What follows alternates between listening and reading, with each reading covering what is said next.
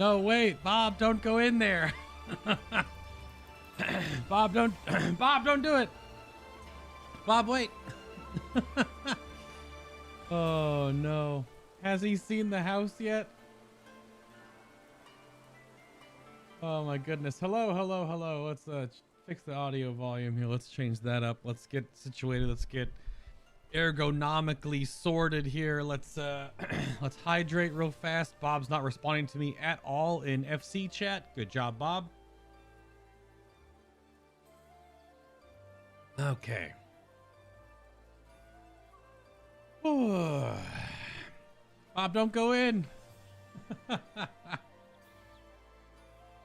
Ben has been very busy with the free company house, and there are probably certain things that Bob is not going to like, even though I think they're fantastic. Granted, Bob's a bit of a stick in the mud sometimes, even if we like having him around. How's R4's? Oh, we fit the carbuncle bush back in here. What did they remove to put the carbuncle back in? Thought we were capped. Or maybe that is capped. Is that 20? Maybe that was 20. We only have 20 items outside with our small house. R4's garden is growing. Hold on. Now I have to go look and see if any other madness went on since last night. Hi, Destora. Okay, the little front foyer is still the same. Still could use some more. We have a fish tank now. It's a bit of a tight fit to get Pat. We have a fish tank now, apparently. Okay, Ben wanted a fish tank. All right. So be it. I gotta clean out my inventory. Don't look at it. It's full of junk. Just totally full of junk. 490 gear? Oh, this is Crystarium tank gear. I don't know if I want to keep that set or all. Oh no. Bob has seen the basement, aka the guild room. Let's clean the inventory a little bit here. All this materia away, even though I gotta go through my materia and scale up and crush a lot of the low level stuff to make high level stuff, because it's just kind of a mess. Hello, Mender friend. Let's put away some stuff here. Gotta wait for the other tab to load. There we go. Gonna put my ceiling fan away. Yeah, Bob didn't even respond to me at all. This is Bob's corner. He gets the children's table with plain bread. This is where Bob gets to sit for free company meetings. I mean, it is a Moogle beanbag chair. That is pretty excellent. But yeah. Is it Lacane or Icane? Probably Lacane, or just Kane maybe.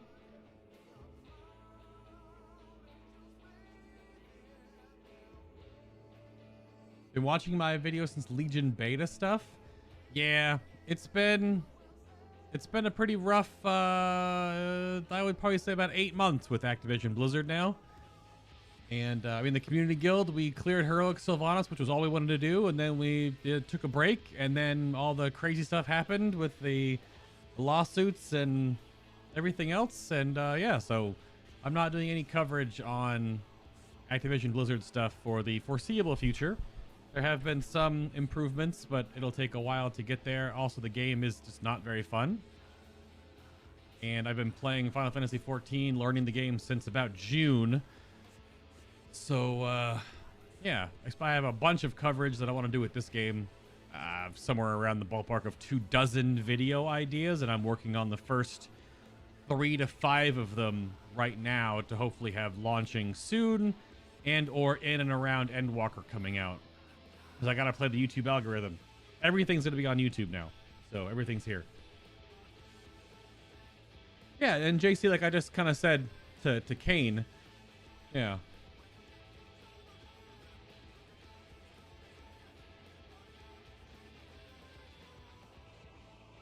My phone ringing at 6 o'clock at night. What the heck's going on here?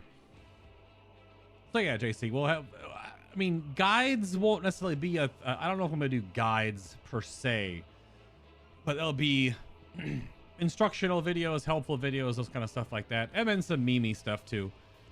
Because I'm still I'm trying to find an editor so that I can focus on the production, recording, you know, voiceover, scripting work, and then have an editor actually do all the digital work so that I can have one video like being worked on while I'm working on the next one, because YouTube likes constant uploads. But we have the Darkest Dungeon series right now, but those are quick and easy. So this is Bob's table in the corner here with the Moogle beanbag, but then the rest of this room is for us nerds. Oh, I see someone went out and bought another trophy. I mean, either all the trophies in this room we have earned ourselves with lucky drops, or we have purchased with Gil off the market board because we've beaten them, but we didn't get the item to drop. So, because the items for all these different statues and busts of the weapons, we did finally beat Extreme Diamond last night. So that was really fun. Took us 2 nights of raiding to get Diamond down, and then Ruby and Emerald both took 1. Shinryu took the better part of 1.5. So yeah, very fun. And then all these other bosses here. I mean, some Alliance bosses, but I mean, come on. Diabolo's Hollow statue looks so good. Now, this is the adult table, the big kid table. Right here. That's Ben's crystal throne in the table now because Ben is now a Lalafell, but he has done most of this work in designing. And again, this is Bob's table. Let me see, how comfy is this beanbag chair? Hey, it's all right. It's all right, yeah. Yeah. Yeah, it's just cane. Okie doke. Yeah. We still do need to do Alexander Savage. You are totally right. Where were we at with... We're on... Because we're also on Brute Justice. Yeah. We're on Brute Justice. And you mean... Yeah. Yeah, we're on Brute Justice in the Alexander raid. And we haven't done any of the Omega trials either. So that's just a lot of stuff we haven't done. But there's the check mark on Extreme, so we have all the Extreme trials down for Shadowbringers. I don't know which one I would say is the hardest. I mean, Diamond definitely took the longest to learn because of how many dance moves are in it. I mean, Hades was great, but we definitely have that on farm. We need to get Memoria on farm for sure. All we're doing these next 2 weeks before launch of the expansion is just farming trials, so. We haven't done any of the raids yet, though. We haven't been able to do any Eden. We haven't had the time to do that yet. And then previous raids, yeah, we have no Omega. That's definitely something we still have on the menu. And good thing, even in Endwalker, depending on how if they don't mess up the scaling, hopefully it'll be fine. We can go back and do them. And then, yeah, we're on, in Heavensward, we're on... Yeah, Burden of the Sun. Yeah, Brute Justice right here. So we have a handful left, but all the earlier ones are all done. We're doing them. We're not doing min eye level nonsense. We're just doing whatever our eye level is, but we're just disabling the echo, so no additional scaling. Not that that matters for the current endgame stuff because this is freaking 510, so there is no weird eye level nonsense there. Hang on, let me go double check our airship and our submersible. But Kane, your question, do you think that since they had a huge increase in players from 14, well, from anywhere else to 14, yeah, that they might add or expand on raids by adding another boss, making it 5, or adding another tier? I mean, there's probably not going to be any changes to their formula, I would assume. Again, and I'm only like, I'm a pretty fledgling player to this whole thing. So I've definitely been trying to learn the hell out of this game since before June. I've been playing since June, but I've been researching this game since like, you know, months and months before that. But I don't know if they're gonna change their formula. Their formula is definitely a thing. And remember, a lot of the systems in this game, which, you know, I'm standing in right now, are a lot of where they put a lot of the priority, I feel like. The raids and the trials and the end game content and the patched content that comes with the end game grind areas for your resistance weapon or relic weapons or whatever, those are there for certain players, but a vast larger majority of them, I imagine, don't engage with them. So they've obviously divvied up their approaches to what content they're going to create. So I imagine nothing's going to change in Endwalker or the patch content of Endwalker. Will they make adjustments in the expansion after? Because the story is sort of resetting. It's going to be all new. Will they add more end game-ish, raid-ish content? Because they know they have a huge... Maybe. They're probably going to take the analytics from Endwalker during the patch content cycle when they're working on the next expansion and adjust from there. But we might not see any major changes to their formula because obviously it's worked for at least 2.5 years or wherever the next expansion comes out. The Nautilus is actually back in 16 minutes. And the Flying Buttress... Oh, the Flying Buttress is back. How is it? We sent it out. This takes a day? I guess I must have missed it. Some garbage materia and some bamboo weave. There we go. That's what we're looking for. Oh, strange. It only took about 18 hours to do the voyage. I thought it was going to take 24, which is why it would have been done tonight during the live letter. Huh. Interesting. Schwang. Rank up. Only rank 4, so we cannot upgrade it. Do I need to repair it, though? No, everything's fine. 76% durability after 2 missions, so okay. Let's deploy the airship. Oh, I need fuel from the bank. So then the sub is back in 15. We should just waited and sync them up, kind of. But they take different time amounts, so not really a... Let's deposit all of those. Ah, it's Ben. He's so small. I wonder if Ben's been having his internet crashing issues today. So we'll just do the Sea of Clouds sweep again, because we can't really go any farther. Not yet, anyway. With our airship. And we'll deploy this one. Yeah, see, 23 hours. So, did I miss time when it would have been done? Like, the fact that the sub is still going and takes less time than the airship that takes longer. I don't know what happened. I know Dalthir and I were working on trying to figure out the airship because we've already upgraded to all the rank 2 pieces of the airship, but that's fine. We'll just send it out. What's up, Tim? Endwalker question. Why be streaming the new content when it comes out?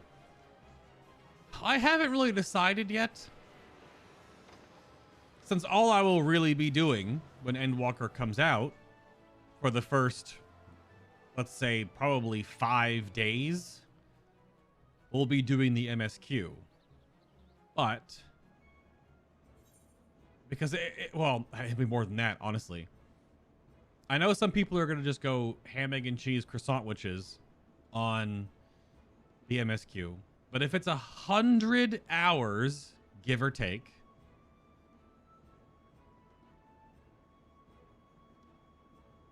I mean, I would need to stream for 10 to 12 hours a day, every day, for more than a week to get it done. I mean, I know I'm going to play it.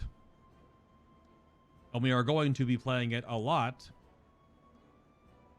But I don't know if I would stream all of the MSQ. But there's going to be a lot of moments in it that are you know, the end of the overall story, since all of Endwalker, as I was told last stream, Endwalker's main story and the story of this entire game up to this point is done with Endwalker's conclusion. of the 0.0. There's no patch content, I guess, that will be doing anything. It'll be a new story in the patch content. So I think there's definitely benefit to streaming all of it, because then I'd have it all archived. So like the awesome, epic, stupid moments, they'll all be live, right? The sad ones that may or may not make me cry, who knows? I mean, probably going to make me cry. Definitely cried a few times. Definitely gotten those nerd tears going for a handful of different story beats in the game thus far. And judging even just by Jesse Cox's coverage of his like hour and a half long chunks, but that's edited down footage of the major story beats in the games, it would be probably beneficial.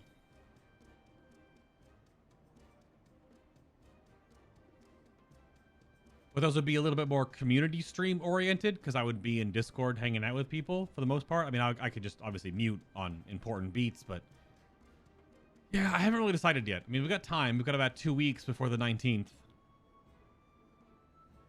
But then I don't know if I want to stream it.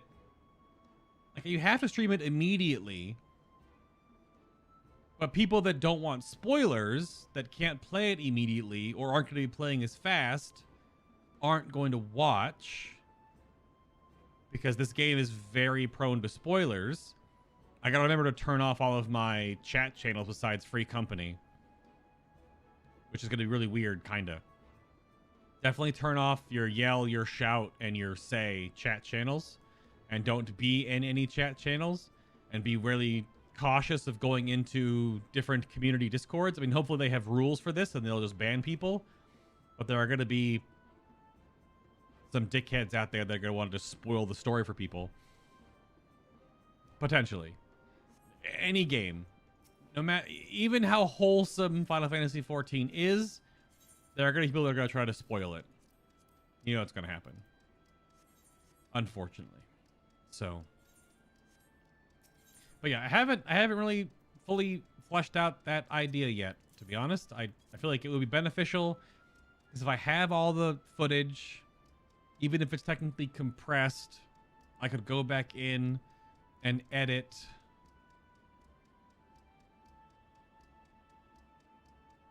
like clips of like major plot moments to make smaller videos of, to have those sort of get at it. Was carbuncles are polluting the bank. There's already tons of carbuncle stuff down there. Yeah, I haven't really decided, to be honest. Tim, that's a tough question, as you can see by my back and forth line for the last 3 minutes.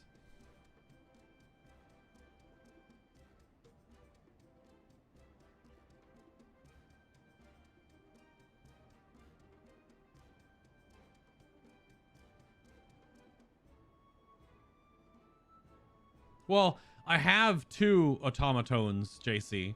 I have the small one and the large one. And there are some old cringy videos on my YouTube, actually, of a couple of highlights from past streams of me playing the automaton. I used to do it a little more often, but it gets too disruptive when it happens too often. It has to be like a special thing. And so I can play it. Can I play it well? Not really. But I'm a film major. So yeah, I'm a bachelor's in science in film. Well, bachelor's of arts in film. But no, bachelor's of science. The art of film, whatever they titled it as. But yeah, so I'm a film kid. That's why I did a lot of the cinematic analysis back for World of Warcraft and stuff. So, I mean, things like that could happen in 14, but the video stuff that I'm trying to work on for 14 is not going to be my old style. It has to be more edited. It has to be more chopped, concise. It needs to be more scripted, and they need to be a little shorter. I'm trying to aim for that 10, 12, 15-minute mark on these videos, so it's very specific points. Get in, talk about the points, illustrate them, show stuff off, and then get out. Because you go too much farther than that, and I mean, my Darkest Dungeon series isn't going to do well on on YouTube. The whole point of it is to get a bunch of stuff out there and post daily, to start like telling the algorithm my channel isn't on hiatus like it was for almost the past year. They're fucking making cactar cookies over here. Look at that.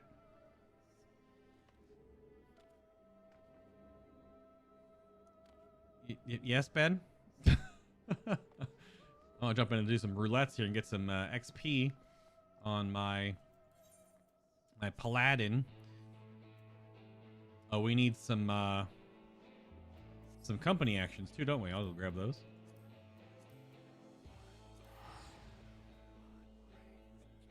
I don't know if I'll ever go over Sokin's music. I did post a video of a rather established, to my understanding, music producer reacting to and breaking down the Endwalker theme. I'm gonna watch some more of what that guy has put out because he knows what the hell he's talking about, and it was actually incredibly awesome to hear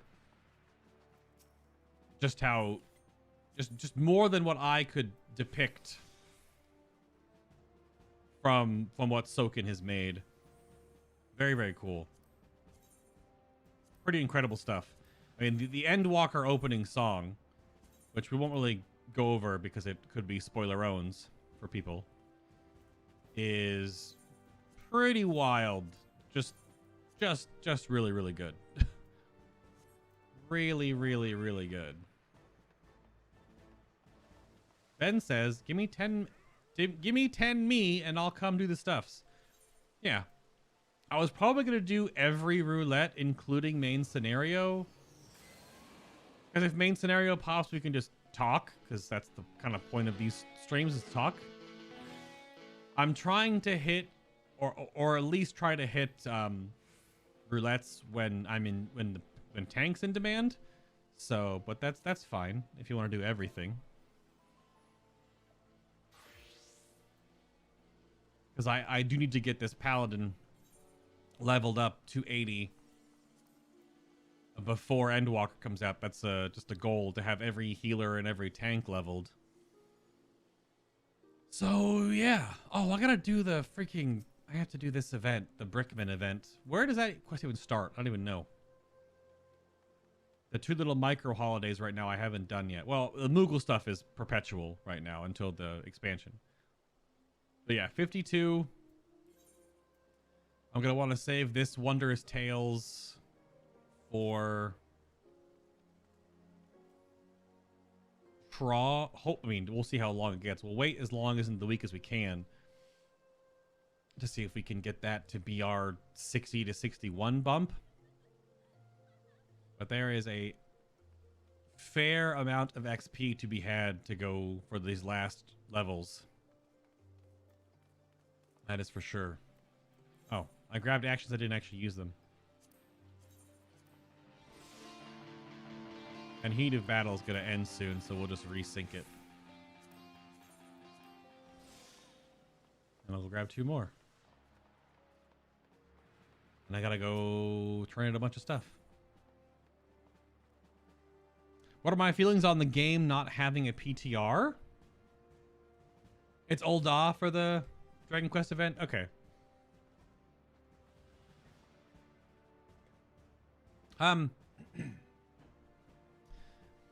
There are pros and cons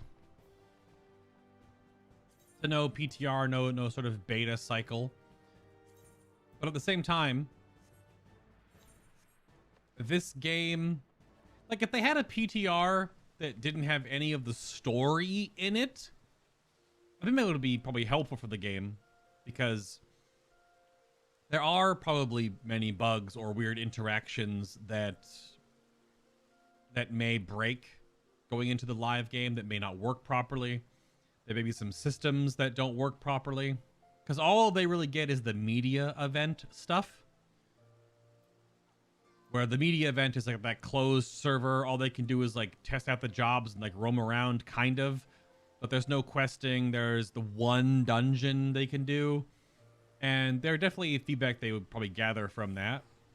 But I guess the only thing that I can think of, and this is kind of a shot to the kidneys of what we've experienced with Activision Blizzard with World of Warcraft, and I might not know what I'm talking about here because I don't know.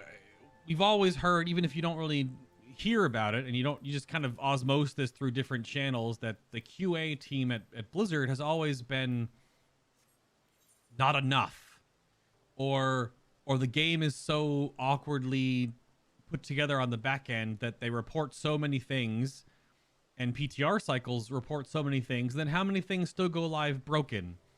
Like when Battle for Azeroth launched and there was so many Azerite traits that just were broken. It didn't work. And procced wrong or procced for 1 damage. Or remember that stupid Azerite trait, the dagger bleed dot that went up, and the first person's that procced was the only one that stayed up, and any other the dagger proc that ever went up would just refresh the first person's dot like old school Ignite, so you wouldn't get any damage from it beyond 1 person. Like, there's so many things in the game because there's so many different ways that like combat works specifically that's just so bleh. And combat is simpler in 14. There are less dice being rolled, but that is not to say that there isn't things being that are broken or bugged. So that makes me wonder what's the QA process behind the scenes, like the testing that must happen in 14. The team that tests their game internally has to be so incredibly thorough or very vast with internal testing, and hopefully they all get paid appropriate wages for their time, and hopefully all of their concerns and bug reports get put forward, because I haven't picked up on that kind of guff in this game compared to World of Warcraft. Like, every content patch in WoW, it's like, this is bugged, that's bugged. Here's the Hunter dossier, 18-page Google document of all the broken shit and pet problems and interactions that don't work and pathing, scaling, tooltip errors, and all this crap, right?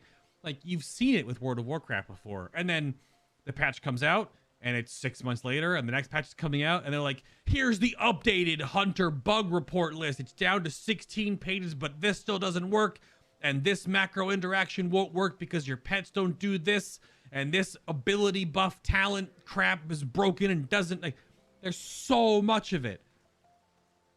So much of it. All the time. All the time, man. And I really just haven't...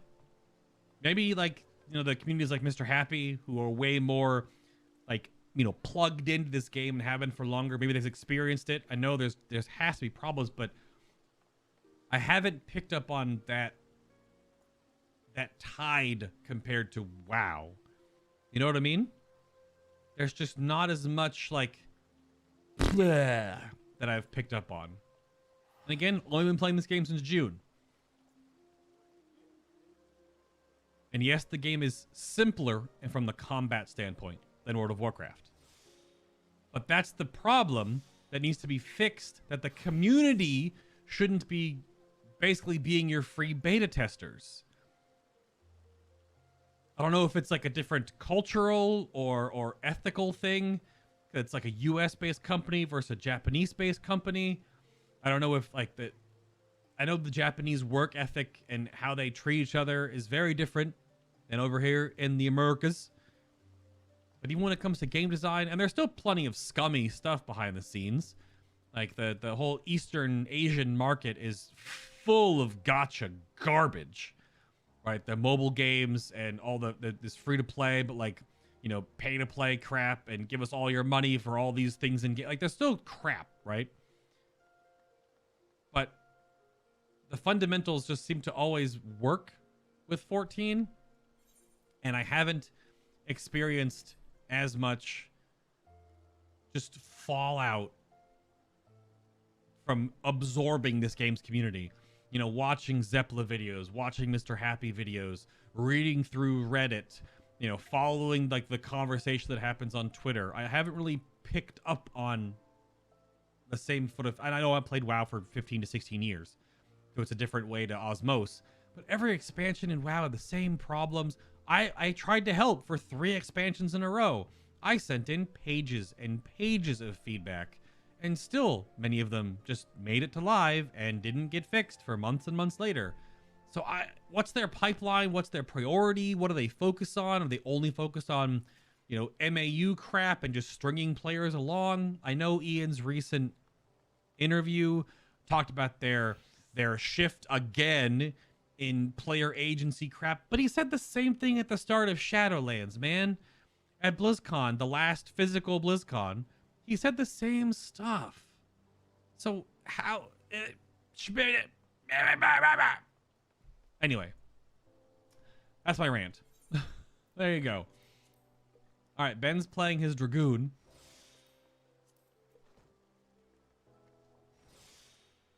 The longer a game is out, the less forgiving people are. New World is my example. Well... Oh, Ben still has lead, though.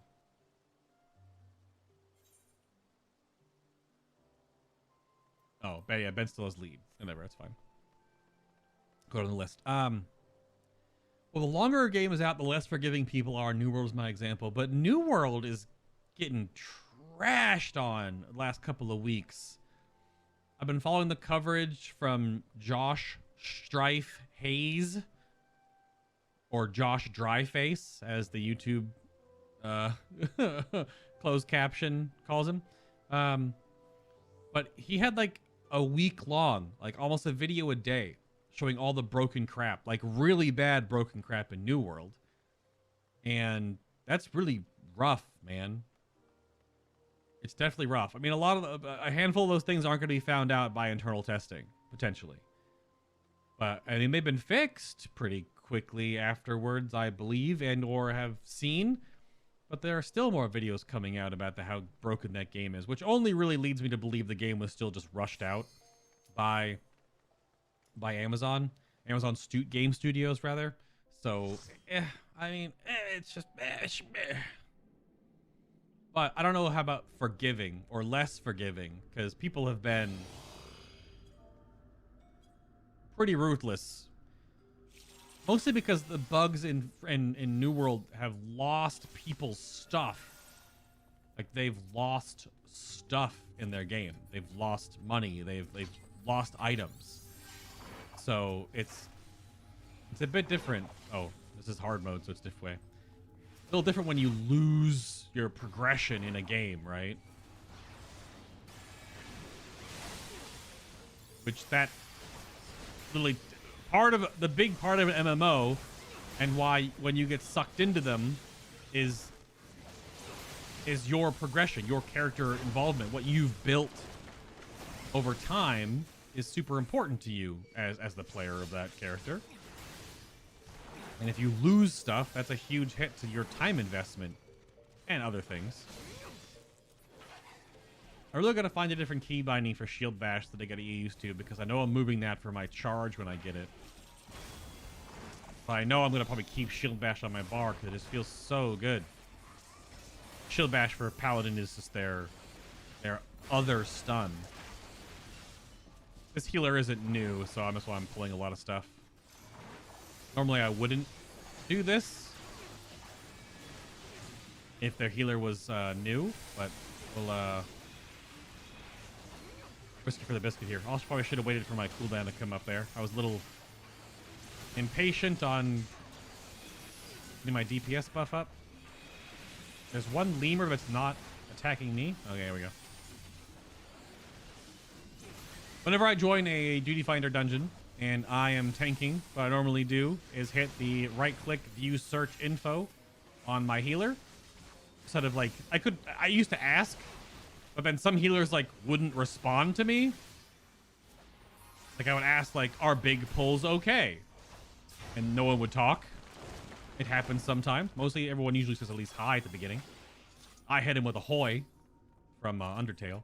But I check to see if they have other classes and jobs leveled. And this one has a handful, as they've got a tank and a black mage at max level. So they know what's up. So I'll just do larger pulls in dungeons. Wrong button. What's up, Nick?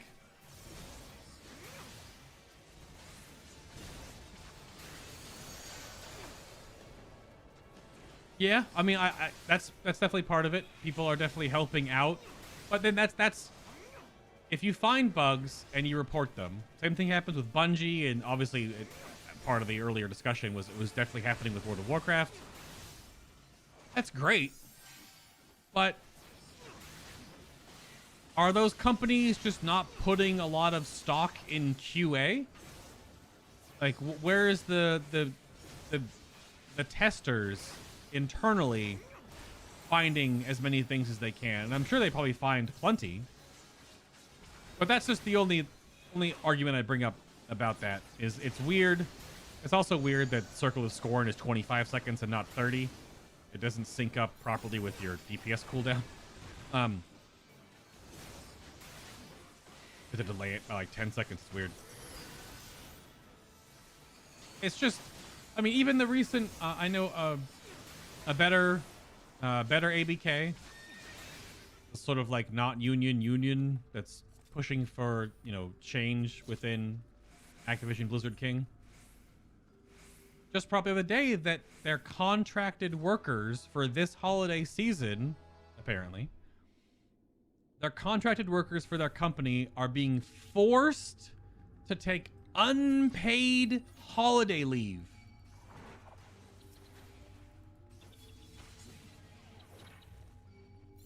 I don't know what all that means. The article has a lot of stuff beyond it that I don't fully understand, but like, what? It's so strange.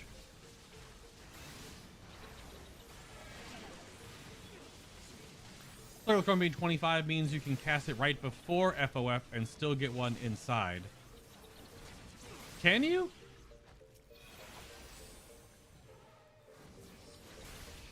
Well, because, well, fight or flight is 60. FOF is 25. Oh, I see what you mean. You cast it on cooldown, but if you don't, like right now, I'm losing time. Like I get in combat, basically.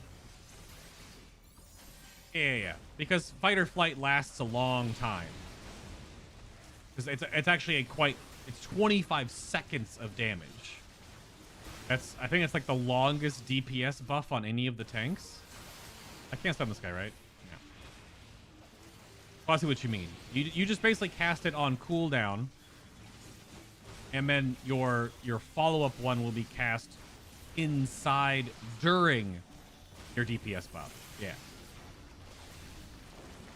0, 60, 120, 0, 25, 50, 75. So there's overlap with the duration of your damaging buff. Yeah. That makes sense. After I look at it and talk through it. This guy moves? Okay. We'll kill this whole pack here, I guess. I don't want to drag the Marlboro all the way through the halls with him breathing on the whole bridge.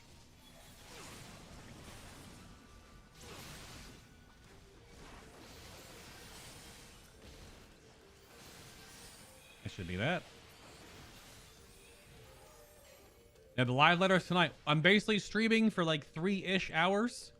Then we're gonna have some dinner and then join Discord. We're gonna watch the live letter because it's at 10 Eastern. So it's 6:43 Eastern now. So I'll be done, like I said, around 9 Eastern. And I'll have time to get some dinner, hang out in Discord, and watch the live letter tonight. Sort of hitting buttons. Everything sort of gets a little desynced in dungeons because you're not in combat the whole time, so. Oh, no more bugs spawn? Okay.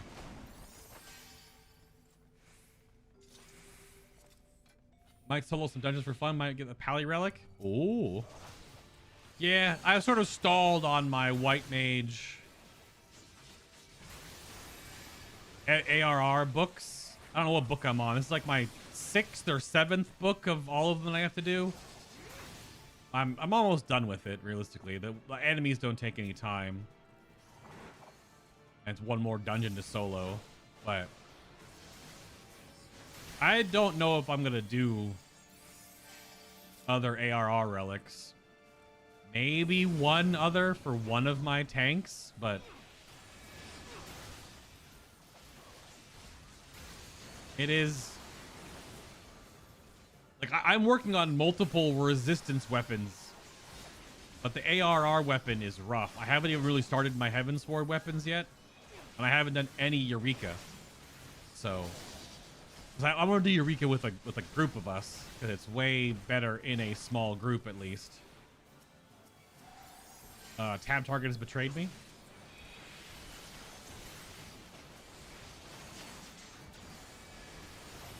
Oh, I didn't hit fight or flight. I'm bad. Leveling each tank back to back to back to back does make my brain forget sometimes. Like I played some Dark Knight the other night, helping Nath out with the end of Shadowbringers. And definitely messed up that rotation a couple of times. Because I was playing Warrior to tank my expert roulettes and stuff. And then I'm leveling Paladin.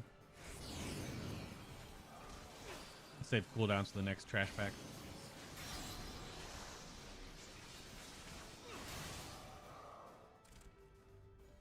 Oh, yeah, the right speed tier. I mean, I have, like, you know, I'm leveling gear right now, too, Bob, so I have nothing, right? My skill speed, anyway. Yeah, there is. So, again, any Darkest Dungeon video has the Discord link, and I put a members-only post up on YouTube on the community page. So, if you're a member, the link is also there for the Discord. And for the big bugs to come out here.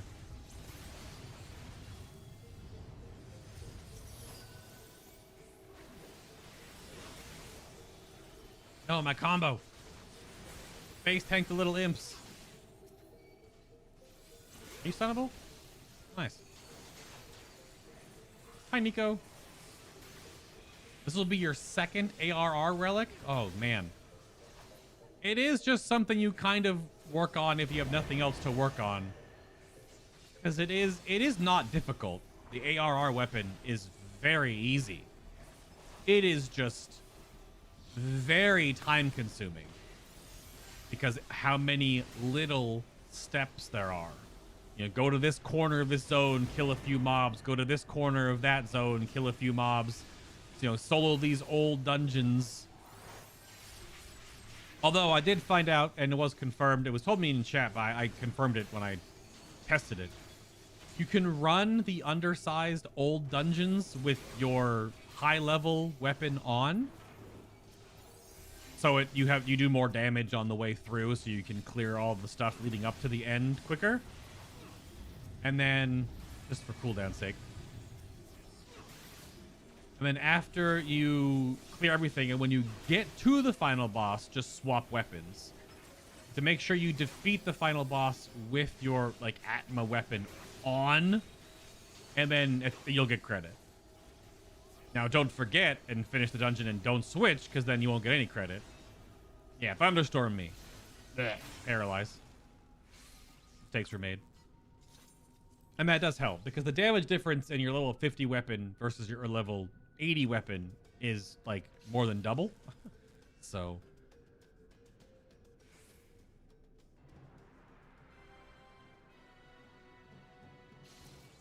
Wah, wah, bum, bum, bum, bum.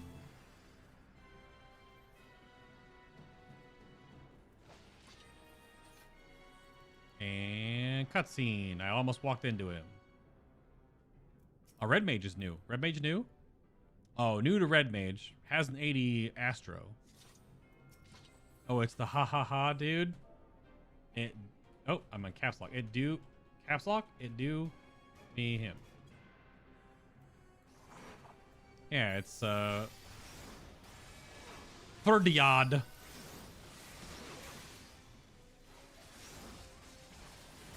The servant of Diabolos. He's a raid boss.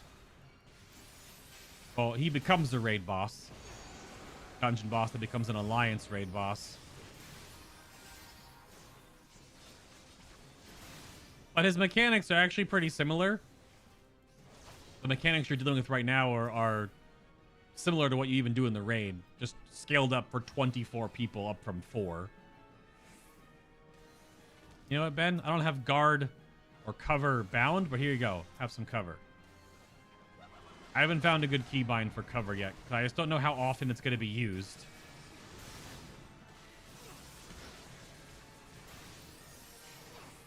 Because I need to sit down. Oh. And probably make like 4 more key bindings, I think. And then maybe reorganize a couple of my key bindings.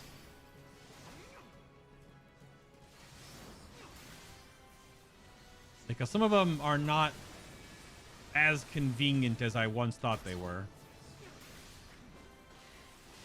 Except for the angry sword. Oh, never mind. Go back to the middle of the room. Yep. Well,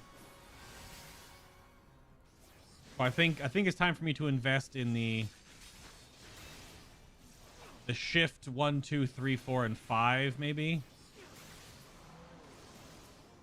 And I can just put them down. I know I can put like, 1, 2, and 3 here potentially. I actually might just do like shift 3, 4, 5 because those are the more comfortable keys that I normally use. A lot of my rotations are 3, 4, 5, 6. That's how. Whatever, this guy's dusted. Just dust him up. Don't wait for cooldowns. Just hit him. You're on the book step of the Pally Relic. You just got lazy. The book step is a long. Oh, that's super unfortunate spacing there.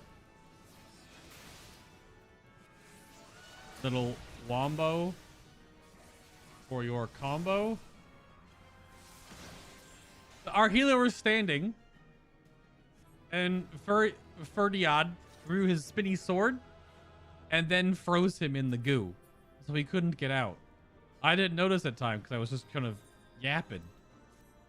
That's so rad. Oh, I mean, it's not a big deal, but damn. And with the some wombo with your combo. Yeah, the spinning scythe definitely got him. That's funny.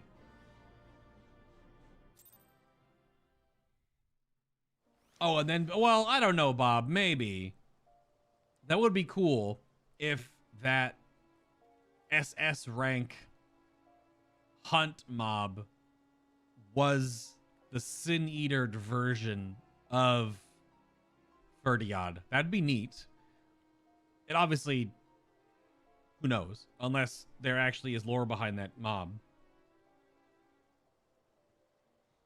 But yeah, Nick, if you're in the Discord, you'll be able to do all the general channels. I haven't found a way to. I have to look into this more.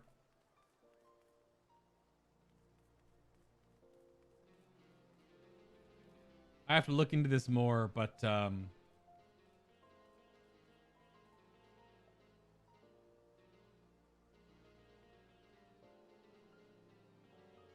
how to see if I can update my Discord to scan for YouTube integration properly.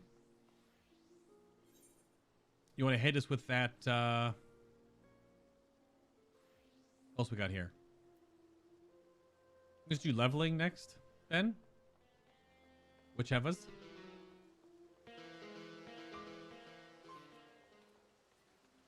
Well, no, there is a model in Shadowbringers, Nick, that uses the raid model skeleton and scythe. It looks nothing like him, of Ferdiad as a SS hunt mob. So a rare world boss spawn, basically. And it has the same kind of like stance with a big scythe, but it's all Shadowbringers updated. Yeah.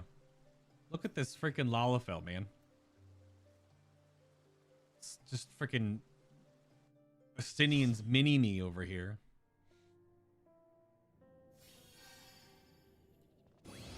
Yeah, I've only defeated it once, actually, and it was totally by accident because we were just out and about in a boat. Ah, so new player, not even a 60 yet, playing the free-to-play version of the game, so probably not going to do aggressive pulls.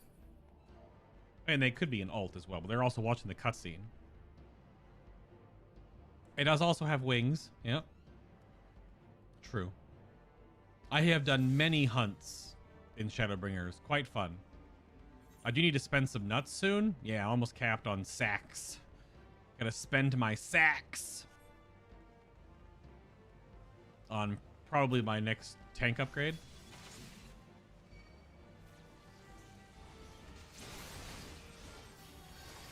Yeah, so I'm not gonna do any weirdness in here, but I probably should do a full clear. These old ARR dungeons require you to sort of romp around.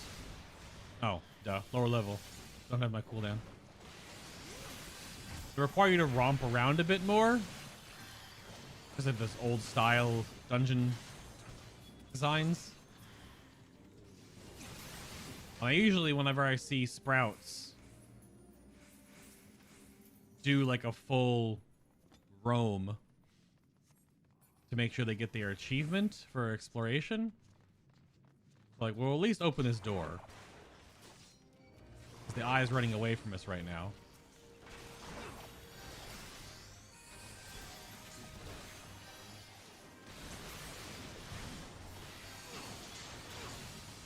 Dia, however, will be back to AoE us in a moment, so hopefully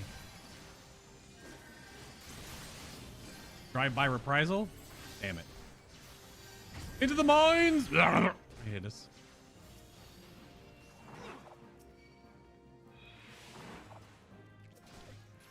Yeah, if I don't see sprouts when I do roulette dungeons, I just blast. I just try to run through as quick as I can just for time. Just wall pull, move kind of a thing.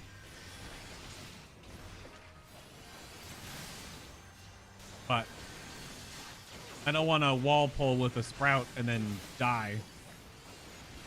I only have like 3 cooldowns at this level, so.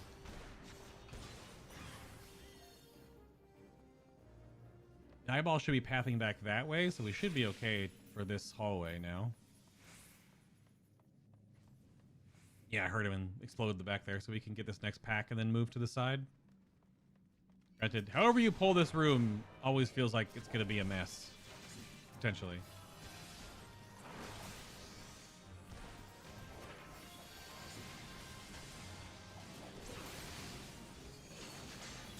Oh, the black mage pulled the other pack. As I literally said, no matter how you try to pull this room, it might be a mess. I only put my aggro on the... Oh, duh. How's the other day? This pack back here, this LOS's and pulls that goo boy forward. Little optimizations in dungeons, forehead. Just trying to make it easier for the healer. Just standing outside of the veil here, the, what is it called? The crystal veil. He's gonna AoE one more time. Then we'll go to the middle. Yep.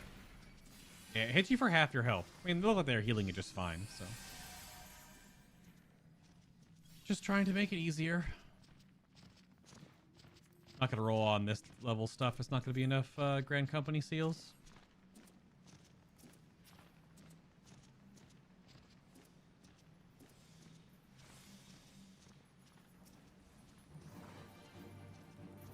I guess I do have my defense, most of my defenses. I mean, I don't have the later game stuff, but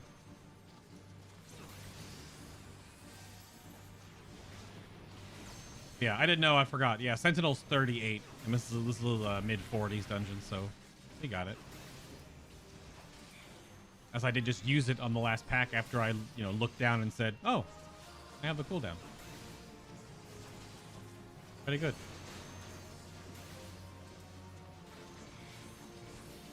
There'll be bugs here.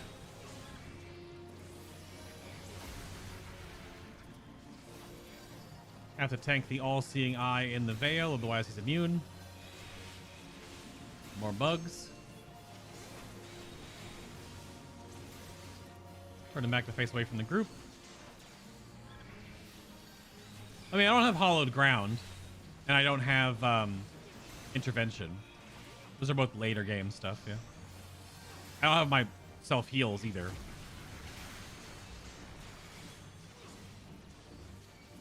Well, the one self-heal now. Soon to be like 90 self-heals in Endwalker. I really wonder how that scaling is going to work, or how the difficulty of the game is going to change in Endwalker, since so much tank agency is being patched in. into the expansion. Like warriors are getting so much more self-reliance. Paladins are getting so much more. Cries in Dark Knight. Enhanced unmend, anyone?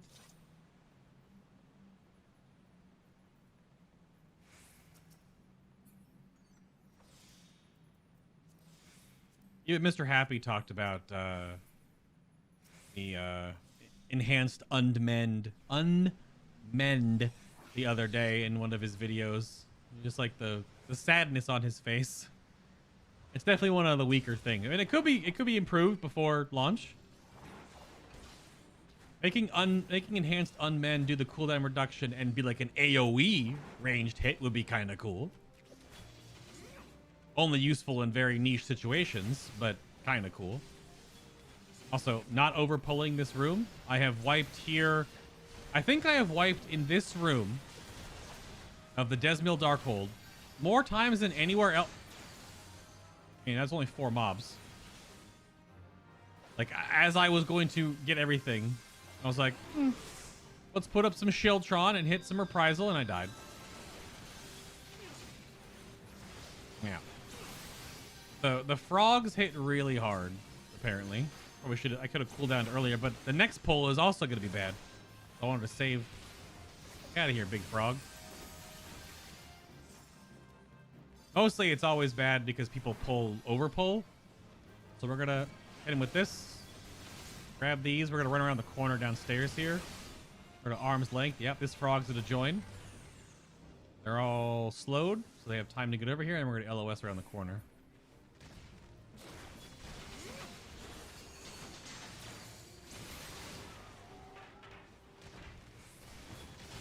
Up Sentinel.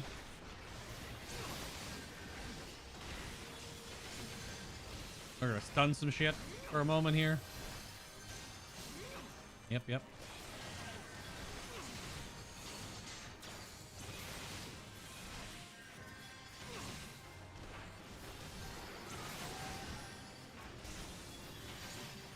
The sprouts aren't saying anything. Let me ask.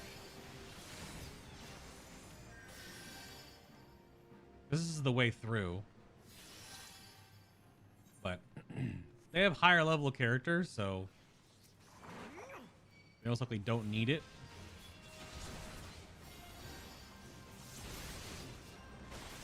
Run through this. Shieldtron the auto attacks. And LOS on this corner here.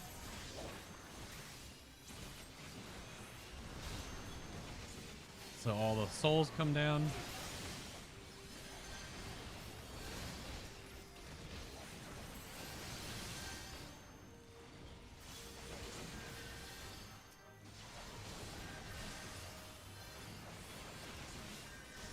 Stop the AoEs. Knock it off. Get out of here. The 2 guys are dead. This guy's the highest health, so push to the single target rotation. Start focusing this hedge mole. There we go. Ba-ba-dum. Between thinking of making an alt or server transferring my main from Phoenix to an NA server. Do you primarily play on EU stuff? But you've not done gathering with this game until you connect Switch controller to the game while on a treadmill. Wait, you hooked up a Switch controller to Final Fantasy XIV? I mean, real talk, if you have a treadmill or like an exercise bike and you can play 14 and do gathering while, you know, exercising at the same time, that's pretty bis. That's pretty excellent.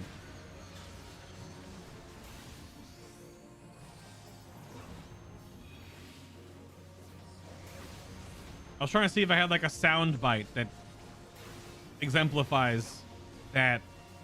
Oh yeah. That's pretty anime wow. Yeah, for sure.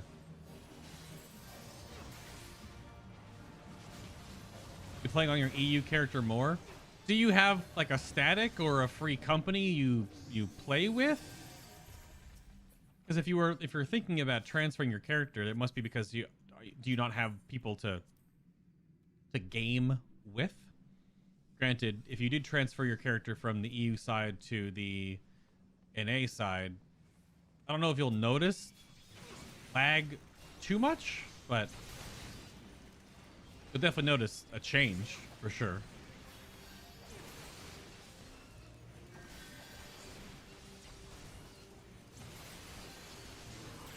I was trying to eat this first one here and then get out. Yep, there you go. I have to take a few hits, but not too bad.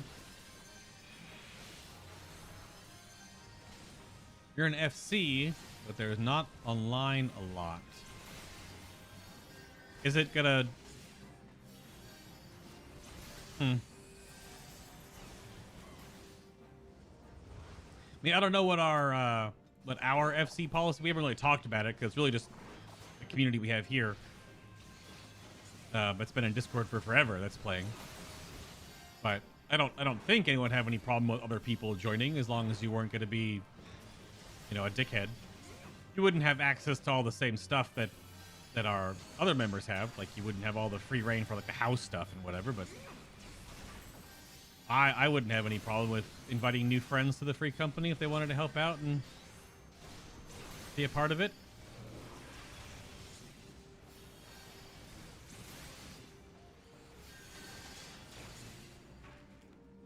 Have it. I know we've been having an absolute blast playing this game for the past half a year.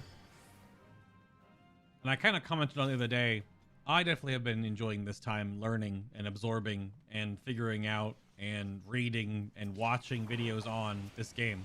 But I do feel kind of bad that I know I had community members for a very long time telling me to play Final Fantasy XIV to get me to not switch, but at least check it out. I mean, I had that show like over a year and a half ago with Tom and Sonia on, and we talked about, you know, 14 versus WoW and that kind of stuff, and still totally viewable on my YouTube channel. I know I'm not going to sound anywhere near as, you know, understanding of the game as I am now. But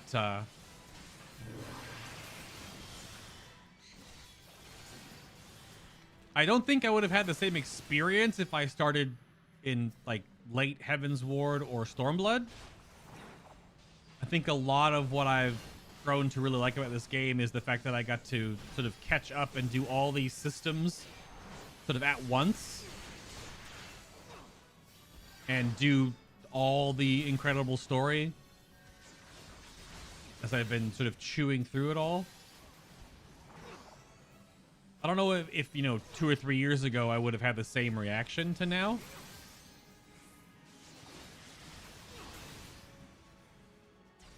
But it has been very enjoyable so far. Wait, no dickheads? We kicking you then? Smile? Gorek, don't encourage him. Gorek, he's a Lalafell now. Have you seen what Ben has done? He finally became the meme of Final Fantasy XIV that eventually all evolve or devolve, depending on your perspective, into Lalafells. He's right here. Look. Look, this is Ben. Look. He's a potato person. He's finally... I think it's Zeplo that says that. Like, eventually everyone just becomes a Lalafell. You start out as a cat girl or a cat boy. I know there'll be a lot of bun boys soon in Endwalker, and there's, you know, some big ladies and big dudes and big cat lion people. But then eventually you're just like, you know what? I'm gonna go short and cute and stupid. And then there you go.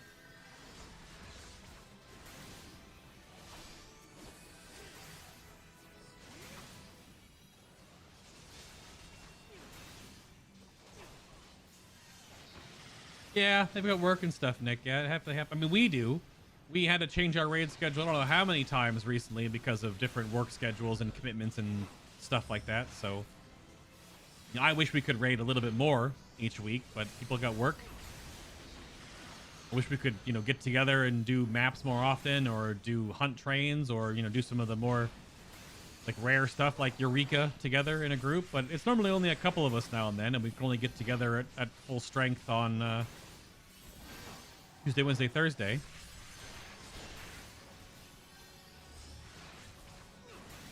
Bob just needs to get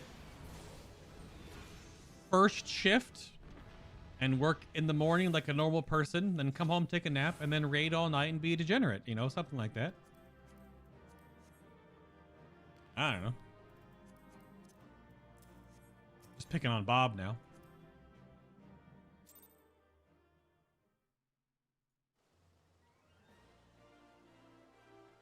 Wait, is Ben being mean to Teddy?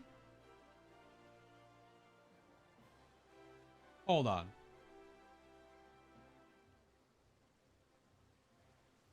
Gorek was defending Teddy in Discord. And evil? Don't forget evil. Yeah, a lot of LFLs are pretty evil. The story-based ones. Slight spoiler alert. Almost every LFL you meet outside of a couple. Look at this. He's Doink. He's Dark Link Lalafell. Doink. And now he's Link. Well, he's got Lonk and Donk. So Green Link is Lonk. And Dark Link is Donk. Lonk and Donk. Now wait. Do glamour plates save die? Or do you actually have two sets of that armor glamour plated and dyed?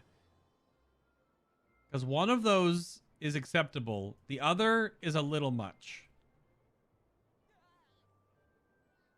Yes, they do. Oh, they just save the die. Okay. Whew. Whew. Do they have flamethrowers in Final Fantasy? Use it on Ben's face. They do. There are flamethrowers if you play Machinist. They have a flamethrower. They're getting a huge chainsaw in Endwalker. They've also got a bio blaster where it shoots green goo everywhere. Oh, I don't see the animation because I have animations turned off. All I see you is waving around a brown stick.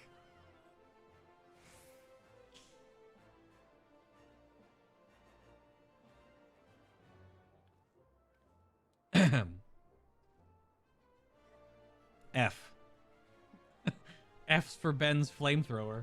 F.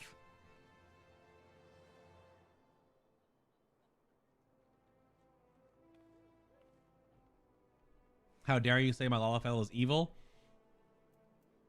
Although I don't know what the cooldown is on that, but oh, it's character setting, character configuration. Right? No, it is not. I was in the right place the first time. System. Graphic. Is it? Gameplay? No? Graphic? Maybe it was.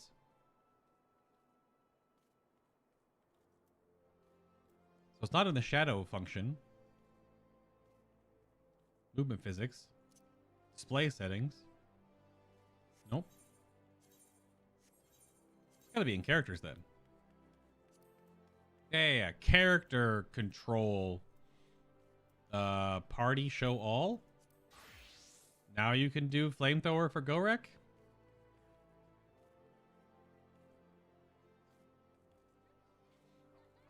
Well, Teleji Adeleji was definitely one of them. And there's a handful more, but we'll not go into deep or spoiler territory, I guess. Flamethrower! I'll see it now. Show Gorek the flamethrower.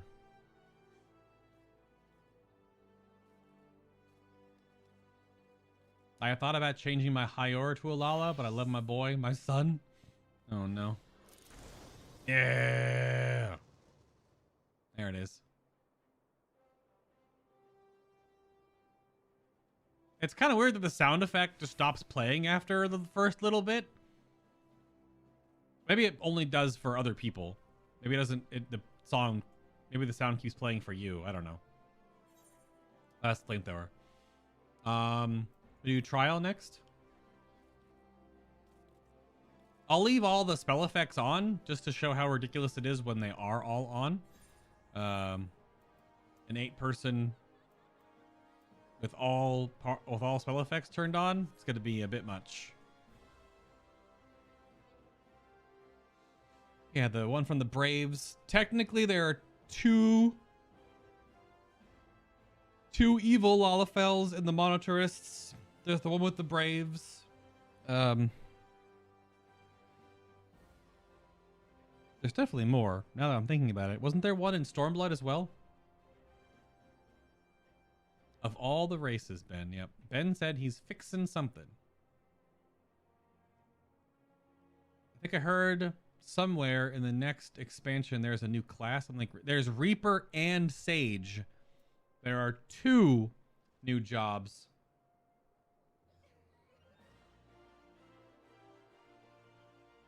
Two new jobs.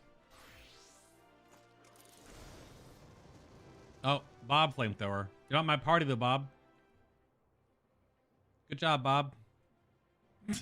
Stupid.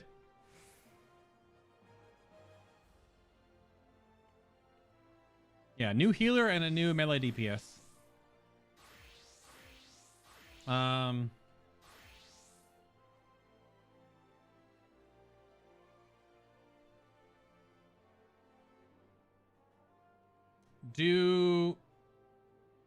don't know if this is spoilery.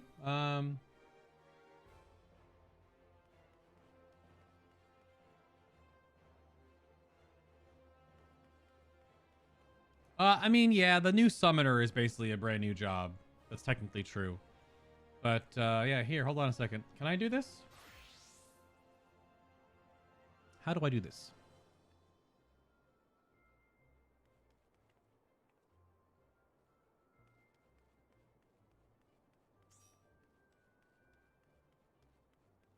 Let's just plop this up here real quick.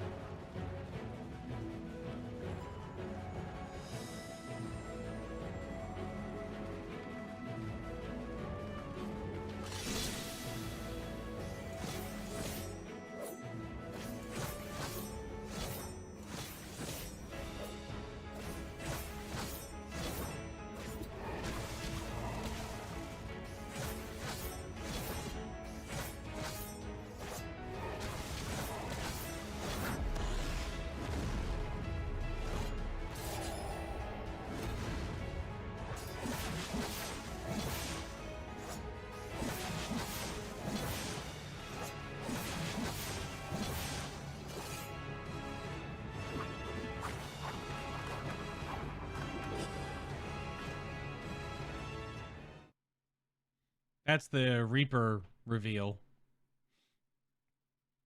That was the Reaper reveal, the Reaper job trailer reveal there. Yeah. And then where was...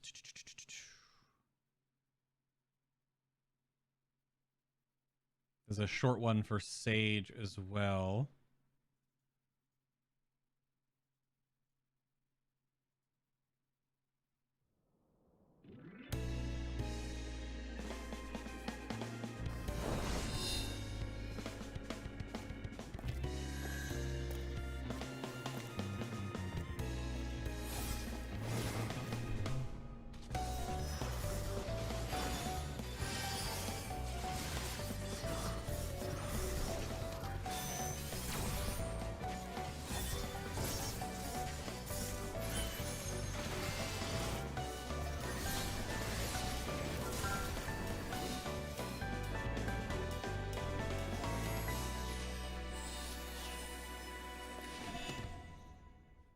So that was the little Sage reveal. And then I don't know if there's any like... There isn't like a trailer for the summoner. There's just the job action summoner stuff, I guess, which makes sense. Um,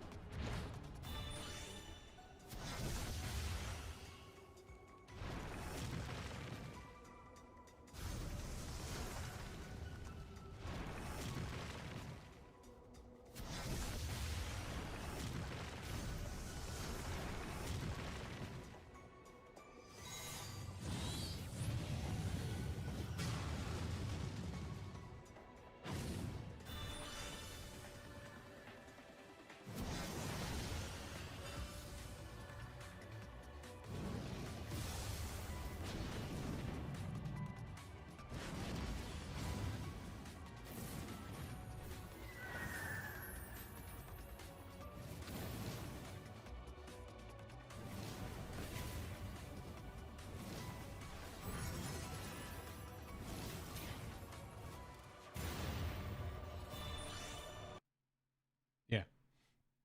So if you count the summoner changes, it's basically 3 new jobs because the summoner job now versus the summoner job in Endwalker are very different. I mean, there's definitely some feedback that I've heard that the new summoner is kind of like ranged, just it's like another dancer class, kind of, which may or may not be what summoner mains wanted.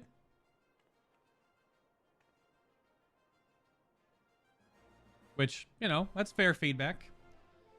Because basically all summoner does now is like summons Bahamut and casts a bunch of spells, then you summon the 3 different eggy primals, and then you summon Phoenix and you kind of restart. But almost everything is instant cast. So it just feels like you're playing Dancer with different animations. And you have incredible mobility because they use very few hard cast spells. You do have to go into melee in one of your rotations. The Ifrit rotation has some melee components involved. So I wonder how that'll play out compared to like Black Mage and Red Mage that basically stand around casting. Well, Black Mage is a turret. Red Mage has mobility due to dual cast and their in and out melee combo. And then Summoner is like all instants outside of a few. So there's like extremes in the ranged casters now where one is hyper mobile, one is middle ground, and one is a potted plant. So we will see how that works out. But yeah, you can queue for the next stuff here. If Bob's just joining in for whatever, we have trial next. So Bob will get extra gil for doing this. I don't know if you want to do main scenario, but I kind of want to put all the XP, and we're just hanging out because we've got until like 9:15. You don't want extra gil, Bob? All right, fine, get out. So yeah, there's Reaper, new melee, physical melee DPS. Sage, which is a healer that has some damage to healing components, kind of like Discipline Priest from World of Warcraft. And then the updated Summoner, the ranged caster. Oh yeah, Trial is next, Ben. Yeah. We could do an expert and level 80 stuff too if you wanted. I can just swap. I just know I want to put everything in the roulettes into my Paladin. Because he do be needing that XP. Because I've got less than 2 weeks to get this guy to 80.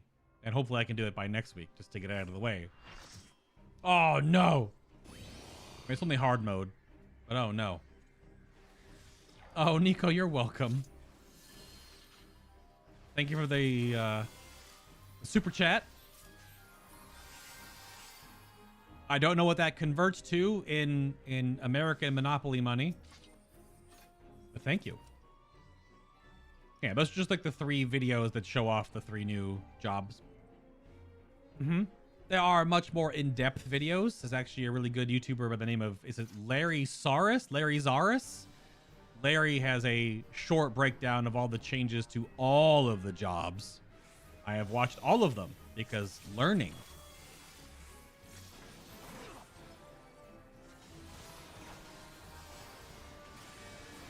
What did I say about Summoner, Bob? I was talking about how much mobility Summoner is going to have. I was talking about the 3 ranged casters being Black Mage, being essentially a potted plant, where it more or less wants to stand still all the time. Red Mage, which has a bit of a mix. They're like the 50-50. They need to cast, but then they get dual cast, so they get instants, and they also go into melee and do a melee combo and then jump out. They have, you know, like there's a Red Mage right here. They have some hard cast and some instants. And then there is Summoner, which is nearly all instacast spells. So Summoner is just like a ranged, it's just like a caster dancer, basically.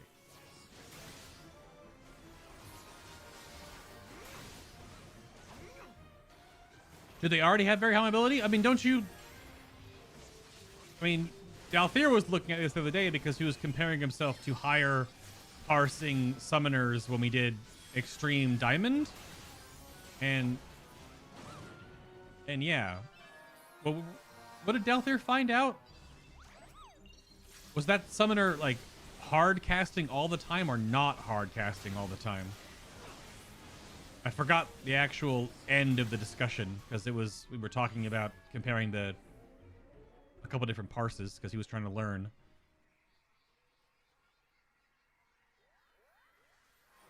So a lot of time casting instant spells. Okay, well. Dun dun dun dun.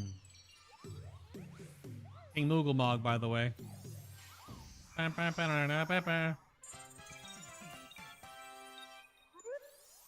Yeah, that was after raid last night.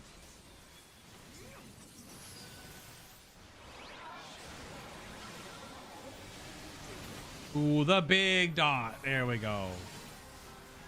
Good King Mog, good King Mog. Where's the Black Mage? I'm following the Black Mage.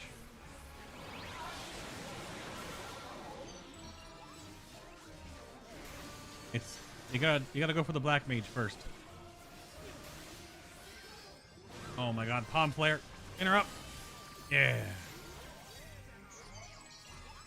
Forgot my interrupt key there for a moment.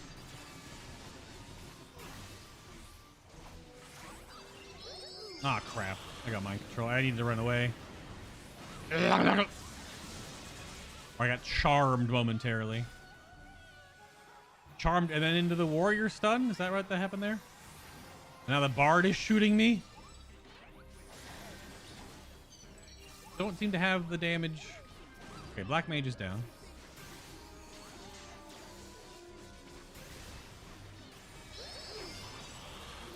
Whip-a-woo. Oh, they all got buffed. Uh-oh. This is bad.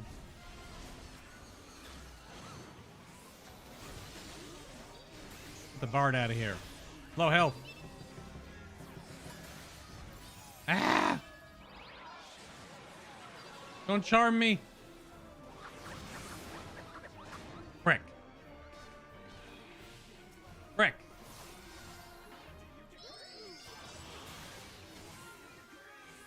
What's up, Josh? Yeah, I mean, all my content going forward, there'll be no World of Warcraft stuff or anything of that nature, but Darkest Dungeon, we'll play some Jurassic World 2. We've got lots of Final Fantasy, both live streams and videos and whatever else. All going to be right here on YouTube. So if you're here on YouTube channel, everything in one place. everything in one place. Let's just not waste our holy power or whatever. Doesn't really matter.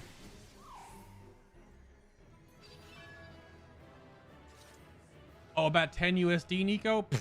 I appreciate it. Thank you very much. You're already also a member, so don't be silly. Who's watching the cutscene? That Dragoon. Get a commendation. Also, Ben just hit level 53.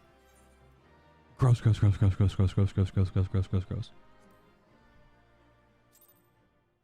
Yeah, so the Darkest Dungeon series is going to be posted almost every day. There won't be a Darkest Dungeon episode on a day where I post a different video.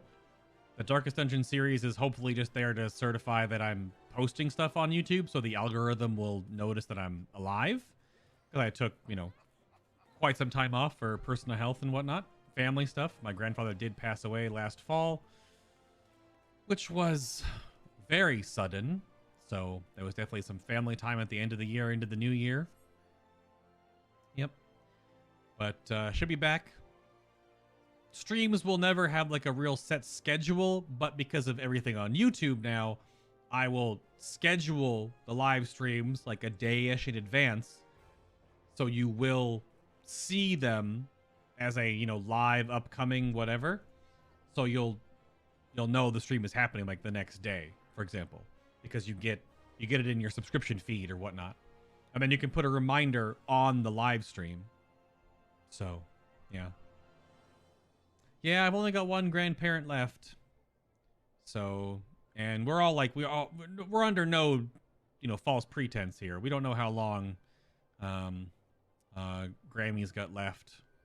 Just 87? 86, 87 in that ballpark. But she's like the reverse of unhealthy. Like they were both very skinny. Like, so they're not like, overweight, obese, or anything like that. So they didn't have any heart problems in that regard. But my grandparents never really ate well, it feels like. So I don't know. She probably has a handful of years left. Probably 2 or 3, maybe. But she's got, she is on a pacemaker. She's got a whole bunch of medications and stuff. So we'll see. But yeah. It happens. It's part of life. Just part of life. But yeah, my grandfather was very sudden. Like, I got a call 6 a.m. the night after it happened randomly. It was just very, very all of a sudden. We had no idea. Very unfortunate, but he was awesome. Grandfather literally built houses by himself. What the heck? My grandfather literally built 2 houses and a cottage, more or less by himself. Served in the war, so he was a veteran. I think he served in 2. Yeah. He was a rock star. But it's all good. And Contra? Oh, that's right. I gotta play Contra for GoRec. You're totally right. One thing I was thinking about last night was the one Bahamut that kept getting weird when he teleported. Was thinking he could delay that Bahamut like 5 seconds or so and cast after the Yeah. Dalthair was looking at different casts and amounts of casts, and it's definitely true.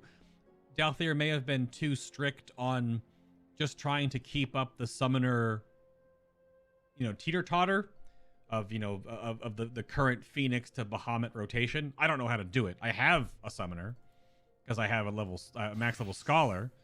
So I have a not very geared summoner, and my bars are like, I don't know if these are in good spots for me right now, but I've never really dived into how to play.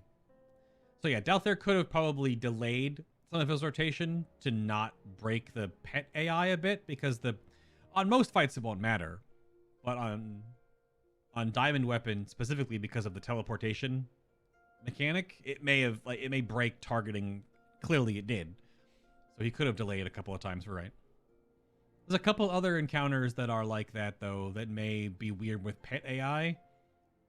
I know E12, technically E13S, if you want to count the 2 fights as different bosses, has a bunch of your player gets yeeted around the platform a bunch. So I wonder if that would be the similar thing, because it's a similar mechanic to Diamond Weapon, where you go somewhere and then go somewhere else and then get teleported and then get teleported again to dodge different mechanics. Like it might, yeah, stuff like that might be weird with the summons.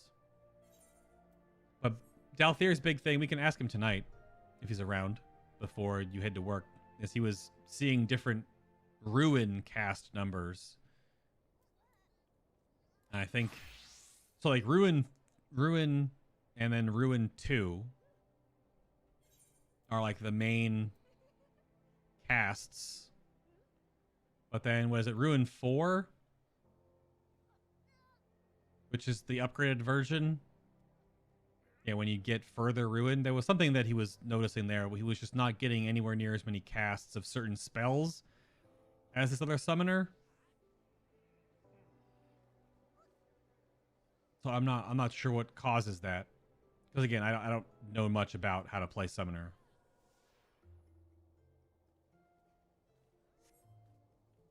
Because I also don't have all the job gauge stuff unlocked, because I haven't leveled. Like I'm on a level 45 quest on my summoner, so that's why I don't have any of the gauges. I'll do it eventually. I just don't really play a lot of DPS in this game most of the time, so.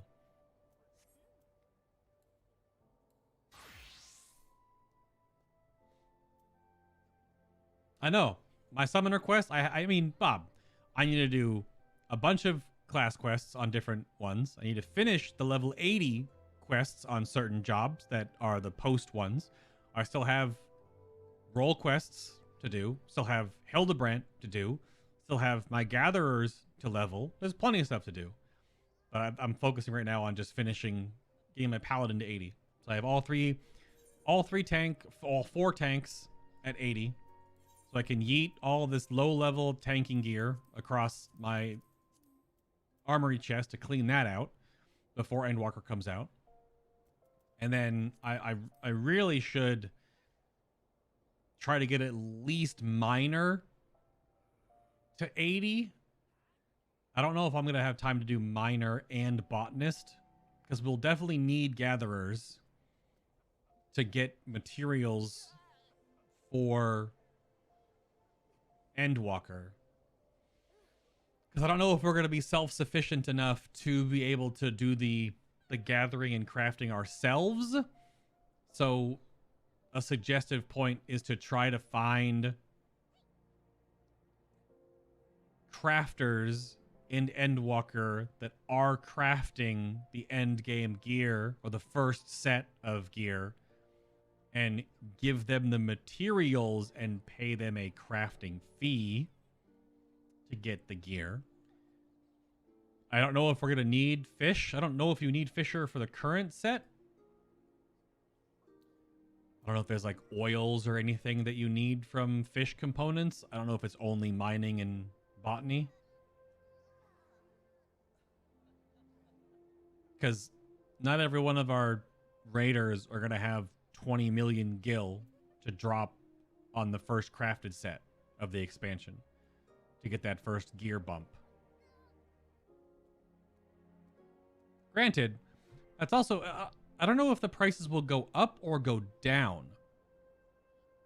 If there's more players, there could potentially be more of that economy moving around going to the next expansion, which either makes them all gouge higher, or because supply will be so high, but demand will be high. I don't know where that will affect the economy of that. Also, Ben said AFK 7 minutes ago.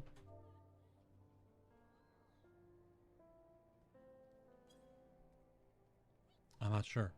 But mining and botany is pretty boring. I mean, you can stack a bunch of buffs. You can stack extra XP bonus.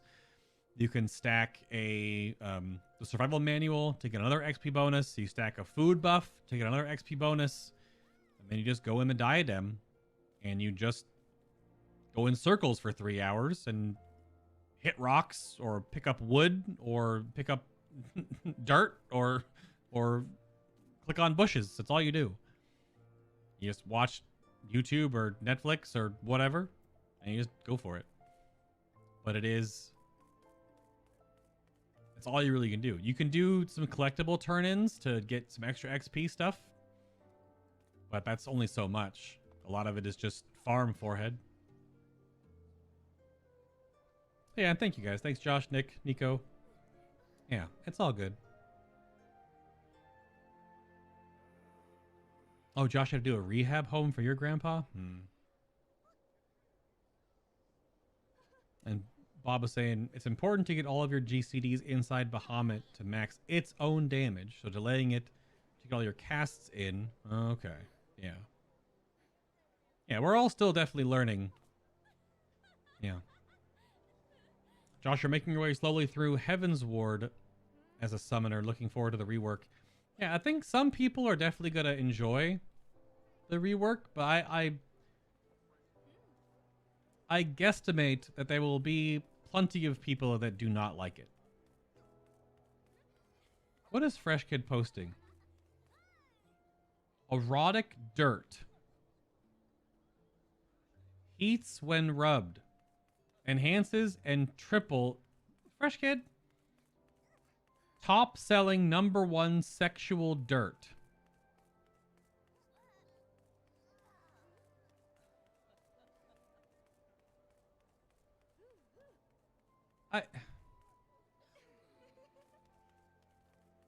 Here's my point. Fresh Kid, what are you doing? Fresh Kid, calm down. Oh, what? Also, it's not October anymore, so your name is bad. You're bad. Fresh Kid always comes home from work, 7 o'clock ish Eastern, gets in Discord, posts like 10 memes, and a picture of an opossum because he has an addiction. 50% of the world's pineapples now contain cocaine. What the heck?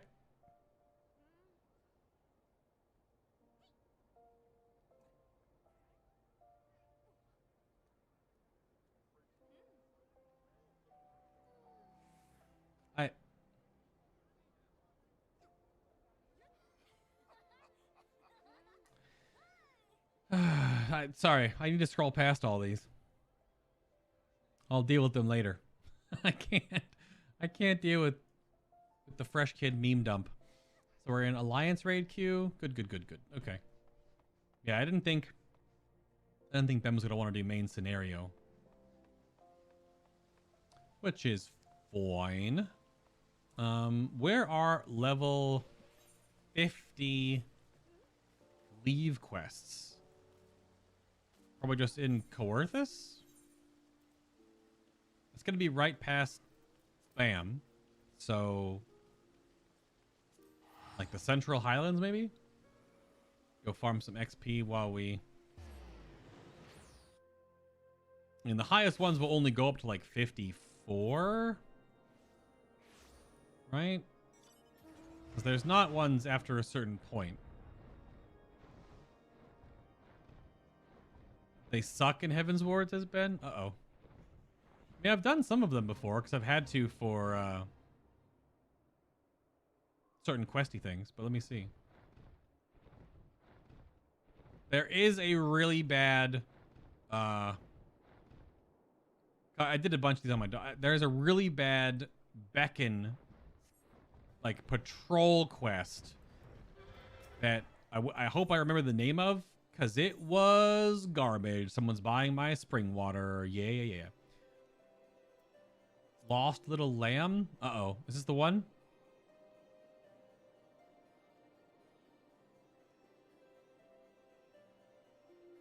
I'll have to find... It's also only level 35. Why are these 35 in a zone that's meant to be when you're 50? Where's my link to all these things? Hang on.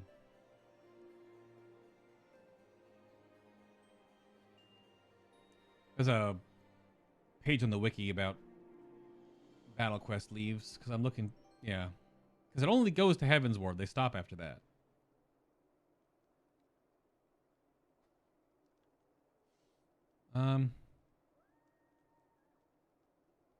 Oh, they're all in the Foundation? Oh, you pick them up from Ishgard. Cause it's that new system they tried. Yeah. That's right. Otherwise, they're Mordona for 49s, which would give me no relevant XP. So they're in the Foundation, that's right. But not in the open world.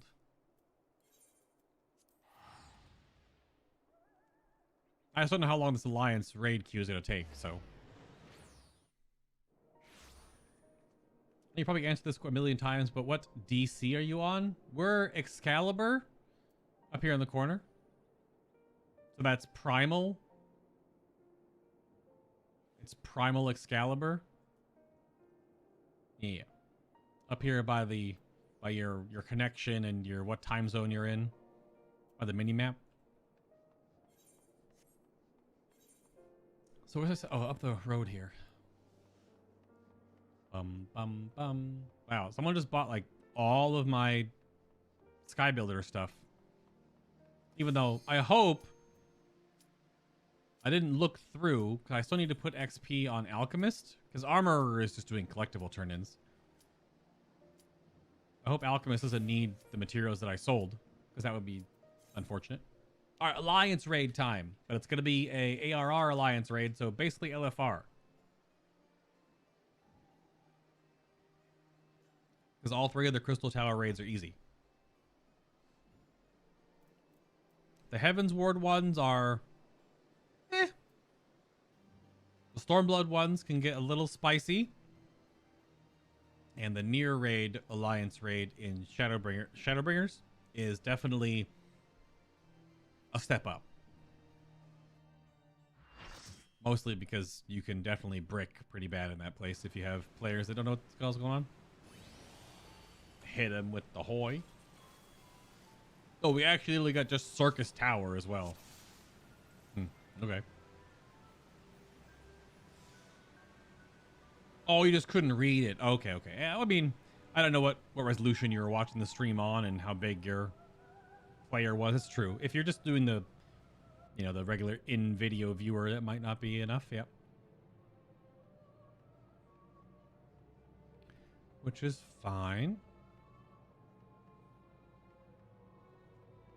There was a comment earlier, I forgot who made it, about that Gunbreaker is a tank. I mean, in a lot of the lore for 14's Gunbreaker, it is very much a defensive character. Now, Gunbreaker does do the damages. That's for sure. Dark Knight and Warrior have some crazy burst. And then Paladin and Gunbreaker have like really consistent damage. Like, I don't know if... I mean, I know the Paladin Requiescat combo isn't necessarily bursty, because you kind of go into it. It's a 60-second cooldown, but it lasts a while, so it's not just like... Warriors is a handful of globals and you're done. Right? It's going to be 3. Dark Knight and Warrior are going to be 3 abilities with some OGCDs, but the OGCDs are just what you'd hit normally, but their big heavy hitters are going to be 3 bam bam bam. So whereas the Paladin rotation is kind of just like the Gunbreaker one, where it just becomes part of the rotation, like the continuation, and you just sort of, it evens out, and it's not like it's super amped. Like Warriors is direct hit crits for all those buttons you press, right? And all auto attacks during that time. Gunbreaker continuation is just like, it does a little more damage and you have 2 dots. And that's kind of like Paladins, because you'll have your 2 dots, but then you cast a handful of spells. So it kind of is more like streamlined damage versus like burst window. But I don't know. All the tanks are pretty close in overall damage, I think, when you line them all up, right? I don't think the, you know what? Let's put cover on. I can't. Not in my alliance. Never mind. You need to find some more keybinds, though. It's so easy to screw up ARR raids, including Circus Tower. From war flashbacks? Really? I don't know. The Crystal Tower raids in ARR are very basic.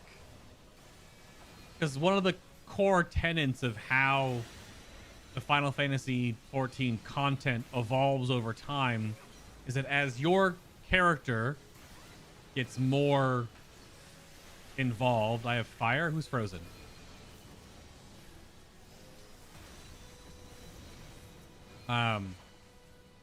Was that fire? It should have been. As your character gets more evolved to have more abilities, the game does get just more difficult. The raids get more difficult, the trials get more difficult, the solo duties get a little more difficult, and then when you fail them, like James, you then repeat them on the easiest difficulty because he's a coward. But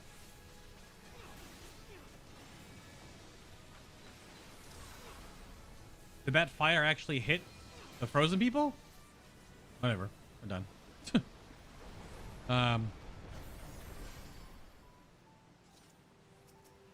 Like, all the content of the game slowly just gets more involved.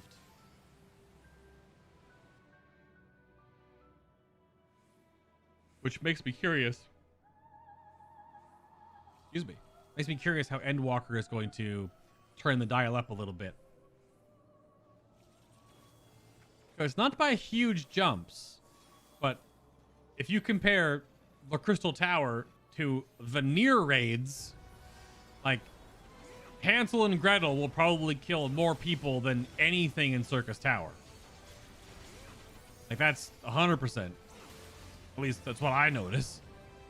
People get bricked on Hansel and Gretel all the time. I mean, including myself. I definitely have died to them. You don't pay attention, bleh, you're dead. You know, you run over, you hit the wrong telegraph, you attack the shield at the wrong time. But, like, nothing in Circus Tower, like, run out for flare. Oh, no. Stand on this stone pad. Oh, no. You know, it's just because it's the early part of the game. You're level 50 at the time. You only have so many tools to deal with stuff. You don't have all your buttons, you don't have all your cooldowns, you don't have all your defensives, you don't have all your abilities. So, yeah. You add room with the 3 giant void scent things. The what are they called? The giant mouth things in Is This World of Darkness? You gotta stand on the panel. I've had people in my own party with others not standing on them. Yeah, that's World of Darkness. World of Darkness is actually also really simple, but it does get frustrating because people just don't do anything in that place. It definitely has a bit of the LFR syndrome. But I've also done World of Darknesses where you're in and out in 20 minutes. Quick adventure, in and out 20 minutes, you know? I've also had a Void Arc, which is the first Heaven's Ward raid series, where the first Void Arc is the easiest one, and it gets farmed a lot for the endgame resistance weapons from Shadowbringers. I had a Void Arc, so a 24-person Alliance raid that took less time than a random duty dungeon. Just everyone in there was blasting. It was definitely a bunch of sweat lords that hit all their buttons and do all their cooldowns properly. Cause I think it took us like 17 minutes or 18 minutes to clear the entire Alliance raid. It was so fast. And you'll do a duty finder dungeon that takes you 25. So it was bonker. I've never had one that good since in all of the times I've run it. That one was exceptionally fast. People just wanted to get in and get their end game stuff and get the hell out. It's fine with me. I mean, this circus tower is blasting. We're doing the thing. What's the set look like? Oh, it's the black and gold kind of. Yeah, whatever.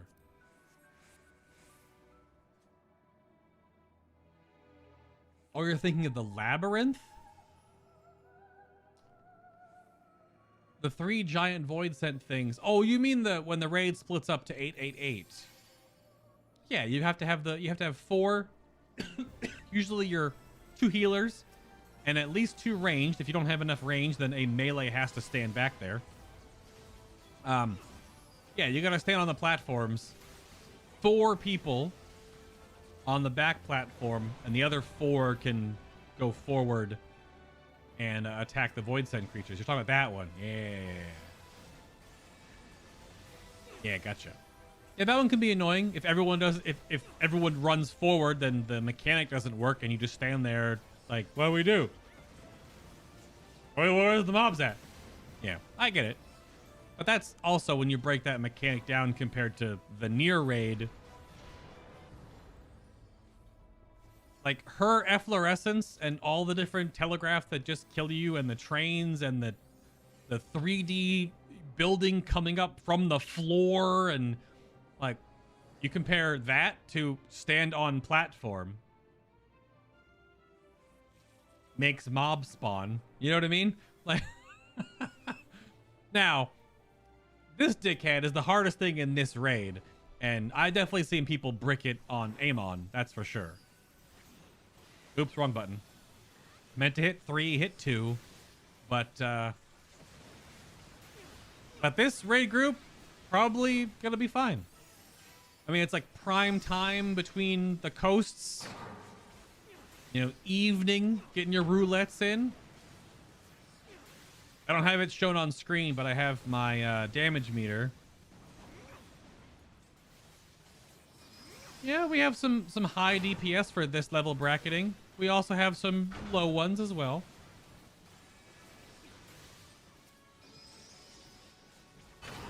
And that's fine. There's probably some sprouts in here.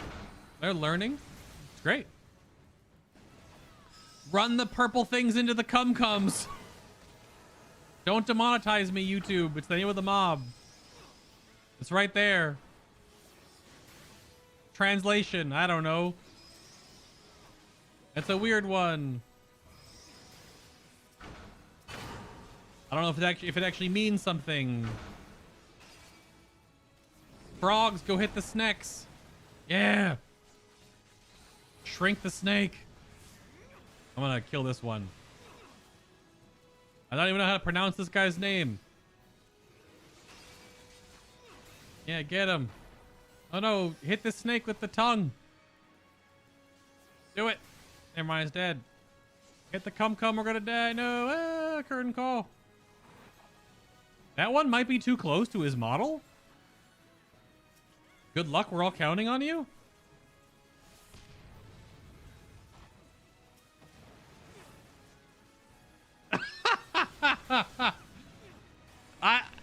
Ben died in it. The crystal ice LOS was in his model, and his area of effect starts at his hitbox, so I mean that's clip farming right there. That like 8 seconds of me saying that's probably too close and then 5 people bricking it is, you know, pretty on brand for that fight. Yeah, all you have to do is hide behind the giant ice block and you don't die to the one-shot mechanic. Oh, that's funny. I have a bunch of crap materia to pull out of this gear. Oh man.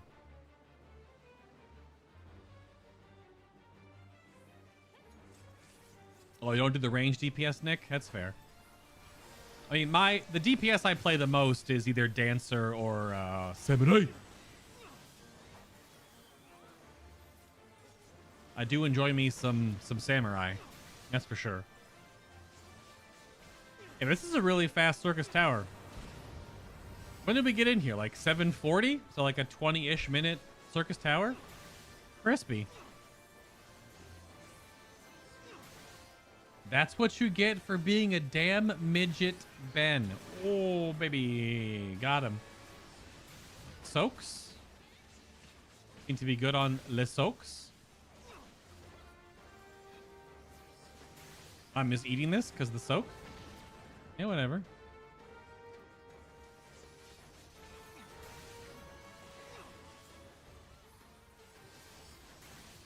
Ba, ba, ba, ba, ba, ba, ba. Oh no, kill the meteors.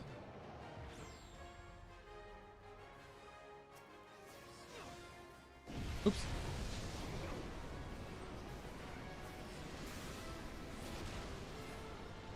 Those are all gonna go down. Okay. Oh no, I can't even look up high enough. Camera doesn't go straight up in this game. All right, someone's spamming chat with a an emote. That is one thing to be somewhat cognizant of when you are emoting. In this game, it does do a chat log, and if you over spam, it's a little bit frowned upon because it just kills people's chat logs. But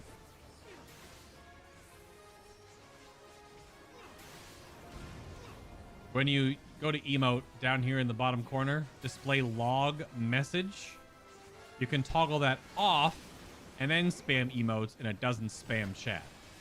But if you have this on, it will post a message in chat. So normally you want to not do what that person just did, although I know what they were doing, and I don't really mind it too much, but it is a bit much, where it's just 20 lines of so-and-so paints a swathe of black at his feet. They were using the paintbrush emote just because there's nothing to do in this fight. There's a lot of downtime. You're just waiting for something to happen. It's whatever.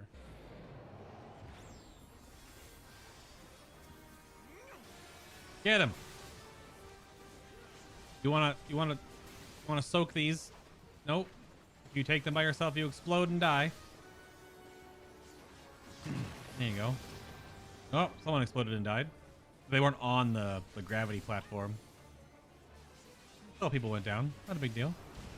Okay, this is like a 20-ish minute circus tower. Quite good. Quite quick. Get out of here, Zonde. You dangus.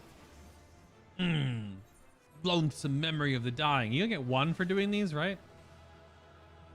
Yeah, 1. I need to get these to 75, and then I have enough for the weapons I'm working on next. What do all these pants look like? Whatever. I already have that. I already have that. Probably have the faded ones too. I have too many faded orchestran rolls. You know what? Dancer. Nope. You know what? Machinist. There you go. You're leaving too fast. Dancer is fun. Dancer is, though, because Dancer is a pretty straightforward, simple job. I do wonder, people that main Dancer, what do you shake it up with? Because it's very samey. So I wonder, which is what the thing about the new summoner coming in Endwalker, I wonder about. Like, it's very A, B, C, D, E, repeat. A, B, C, D, E, repeat. Will that be fun for certain players? Sure. Will it be also unfun for others that really like the kind of intricacies of where the summoner classes came from? Also sure. The big interplay decision making for the new summoner job in Endwalker will come down to, like, obviously you're going to have to Bahamut and you're going to have to Phoenix. I mean, you basically go from Phoenix to Bahamut, like, back to back, right?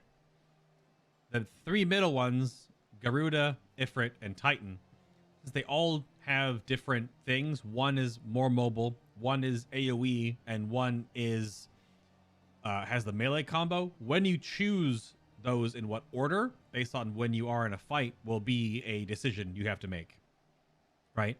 Like you want to line up your Garuda combo for any AoE because she's the one that adds the most AoE potential, I imagine.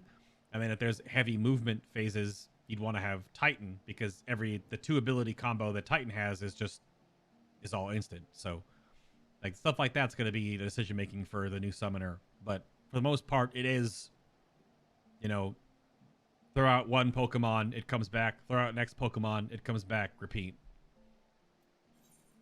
What do we got next, Ben?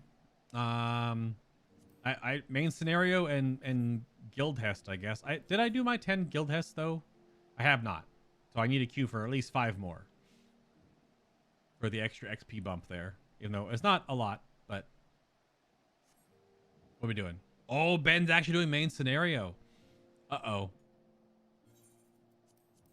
In before Castrum, but also in before Praetorium, which would honestly almost be the entire rest of the stream, which, you know, sure. We'll just sit here and I could probably bring up some more trailers. Some more job trailers.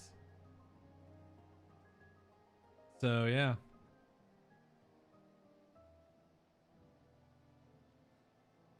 Yeah, I can definitely bring up some more job trailers we can watch if it's Praetorium, because we're going to have time.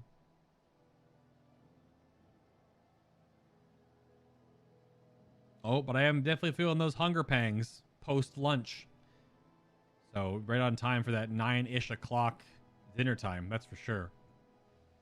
There's a large salad in my future.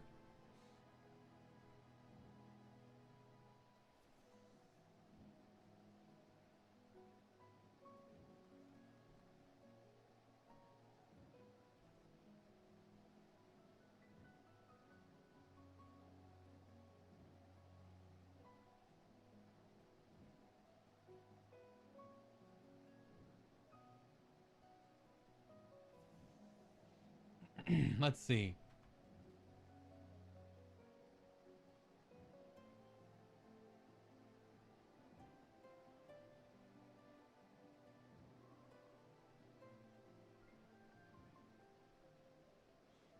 Oh, man. Oh, man. That guy just blasted. Whoa, what the heck? What are they doing? What job are they on right now? Oh, blacksmith. Ah, they just did a bunch of tradecraft leave quests. They just leveled 4 times.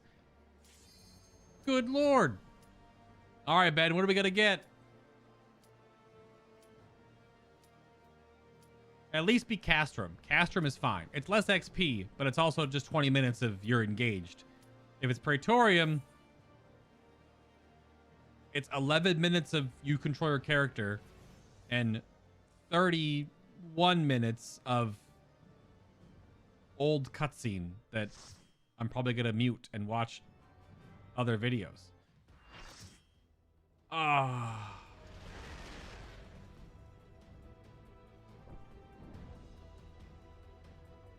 I mean, it's such a weird double whammy. The XP in Praetorium is crispy as hell, but it's 41 minutes of you only play the game for 11. It's such a weird thing.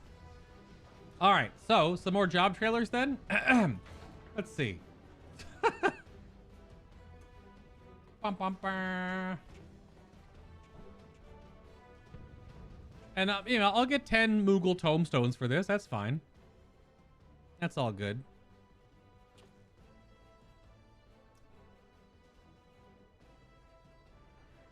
Let's see.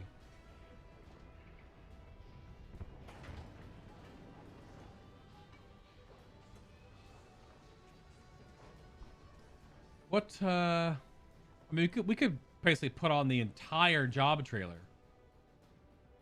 Endwalker job trailer. Job actions trailer. And it's only 18 minutes long.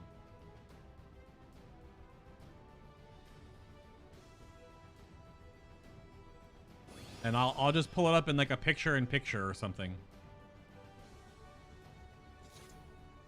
Because there's at least some running around to do at the start here for a little bit. And then once we get into like the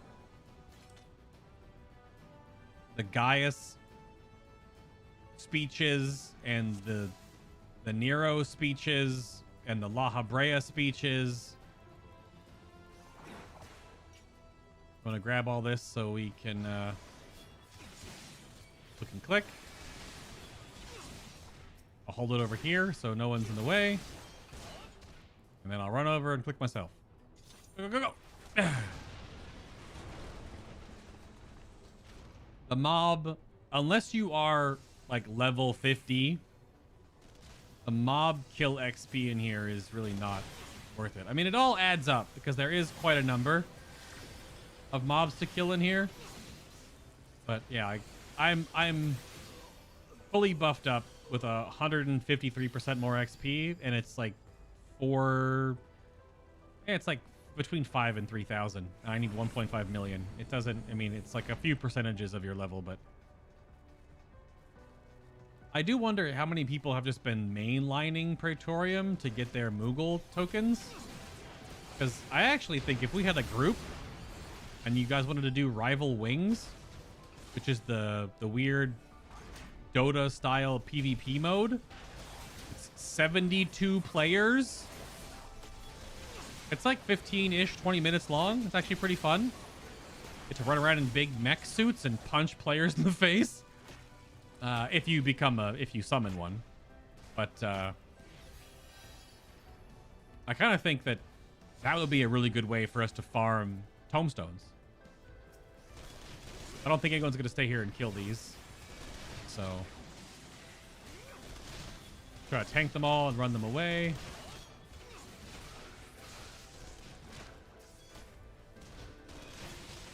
And then immune, then click. Immune, and then click. Almost died. That's the hardest part of the Praetorium right there. Is don't die. Try and click on that teleporter. Oh, God. And that's with an immune. Click the button, open the door. Wait, where is the key? Click the thing. You got it. Yeah. First cutscene. All right, let me get a screen region up here for this.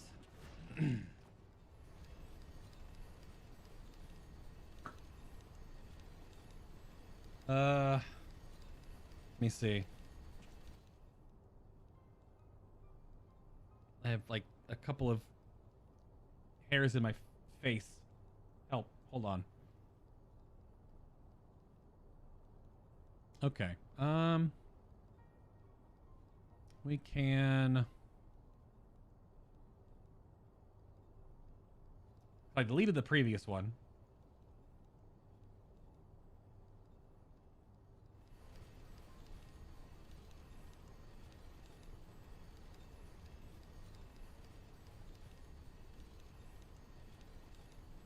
There we go. And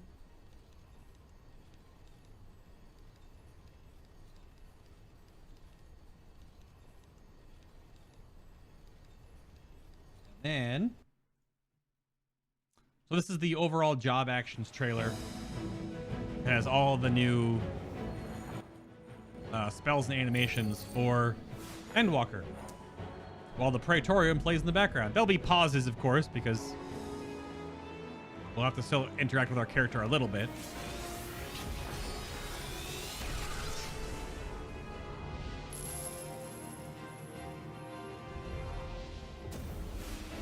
Dragoon up first. Get him. Get him, Jumpy Man. Yeah.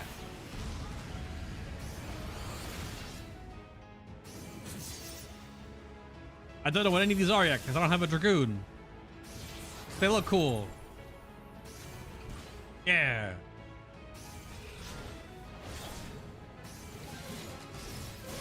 How about this? We go a little bigger.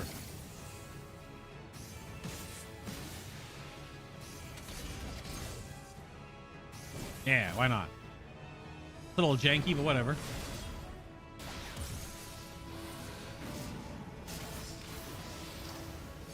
Does Dragoon currently spit out dragons in their normal combo? And they don't do that. That's a new move, but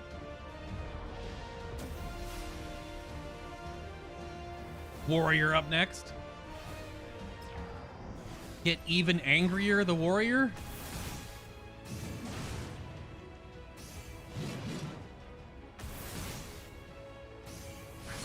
Oops. Pause. Praetorium. Yeah, Praetorium. There we go. 12 seconds of combat incoming. Let's go. I hit the wrong button, damn it. I itched my nose. Blast him. With your few buttons. I got knocked back. Get him. Get him. Yeah, get him. Yeah. I think I leveled up. Hog.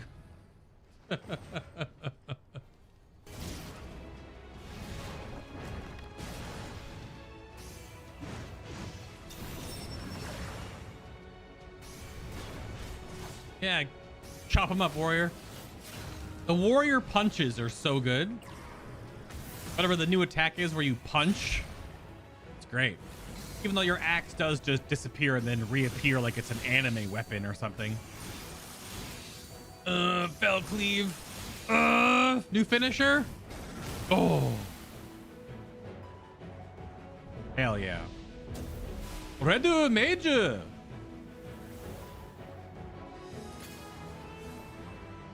Showing off their melee combo way earlier, I believe. Yeah.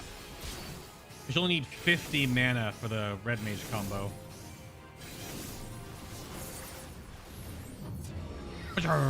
That's their new party buff thing or something. On the oh yeah. That's their new party buff. Back to the Praetorium.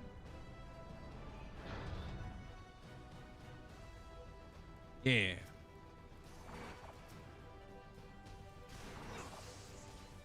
We're doing it. Don't worry, we'll get through the entire job trailer during this dungeon because there's multiple like 5 to 6 minute long speeches.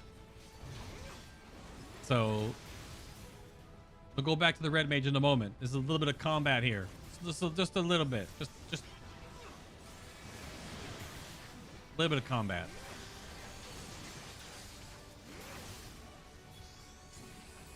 I missed my... Yep, immediately stunned. Punished.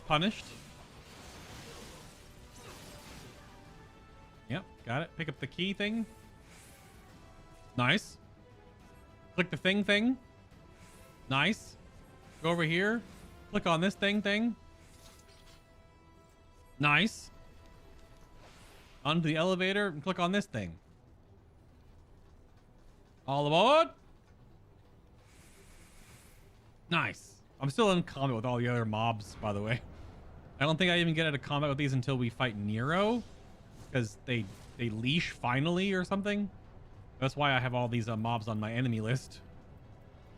Those are the mobs that I had to immune and run away from. All right, we jump in the Magitech armor. Yes. Hog. Cutscene.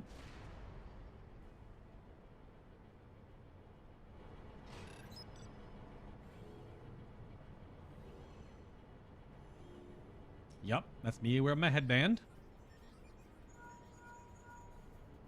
Wish there was a version of the. Wish there was a version of this hairstyle that had the headband and the spiky hair, but didn't have the long hair in the back. It's basically all long hair, because if the headband wasn't up there, it'd be like, you know, down past your character's eyes or whatever. But the long hair in the back is a little too much mullet for me. Also, the side bang here shows how long the hair would be because of the braid here. But it is a bit mullety. I mean, it's from a character in the Bosnia Southern Front Zadnor storyline, so it's from the Lion. So for his character, it makes sense, but it does look a little weird.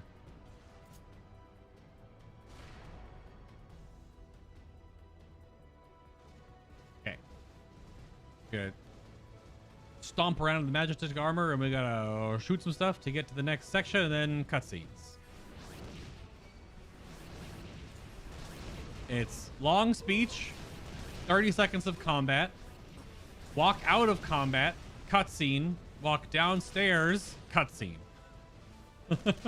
And then another... Is the first Gaius cutscene the longest one? I can't remember. It's either the first one coming up or the first one with the weapon. With Ultima. Because it's seriously like 6 or 7 minutes long. The barn burner. Let's go right posted. Is it Jack's hair from 10? This hair specifically is from an unlock in the end game zone, and it's the same hair that the lion is wearing. I mean, it's the lion's hair. It could be similar. I don't know. That's where I got it from. I got it from Bosnia, from Crystal Clusters, I believe. I needed to spend clusters on something because I was capped, and I already bought both of the maps. I don't want to buy any of the lost actions because the ones you buy are like mostly not the really good ones. So I just bought the hairstyle. I don't know how much it cost, like 80 or something maybe.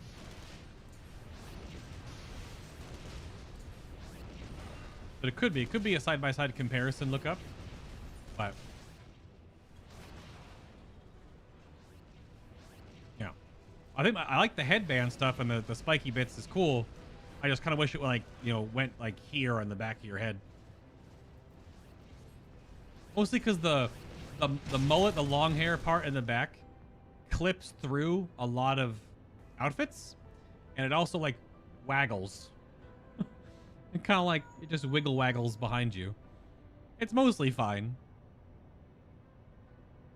but a lot of the hairstyles in this game, because they're rather anime, they do definitely clip through a lot of stuff. They do be doing that.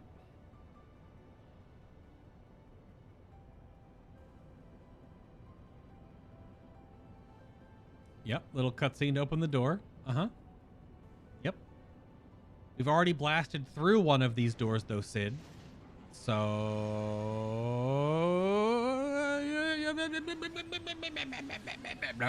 boom.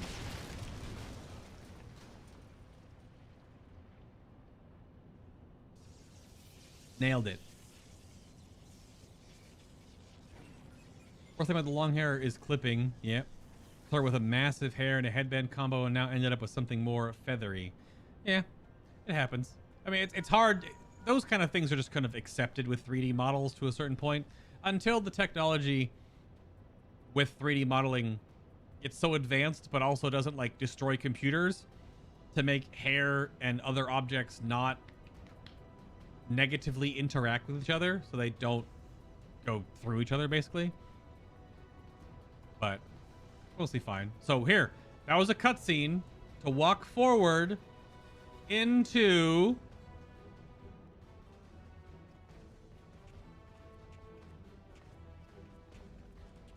it's only the weirdest part of that Praetorium is its pacing. That's mostly where it's weird. All right. Back to the job action trailer. If I can find the right window. There it is. Yeah.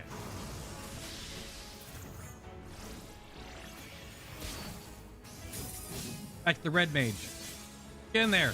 A Z that stands for Zoro. Zoro. Zoro. Oh. Does anyone else see the Zoro theme song whenever you see a red mage do the Z cut? And I'm a boomer, but all I see is the Z for Zoro, the old Antonio Banderas movie.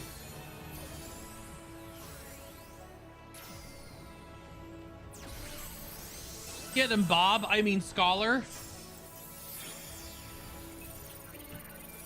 I don't know, man. I still think it might be Scholar Astro for endgame stuff. I just don't know if the endgame players are going to trend more either away from the multiplicative damage enhancing healers, or go with the ones that, because like Sage and White Mage will definitely bring their more personal damage for sure, but is that more or more worth than Scholar and Astro that bring raid amplifying damage? I don't know. I don't know. We'll probably see a lot of Sage Astro in the end game guilds. That's my prediction, is Sage Astro. But that really depends on how well Sage goes over, because we'll have to see. That's why it might just stay Scholar Astro. And the fact that Scholar has a raid-wide DR now is also crazy. It's gonna be very strong. Get him, Dancer. Ugh. Much spin, very dance. Yes, you just, yep, spin again. Wait for it. Spin again. Throw a fucking bird.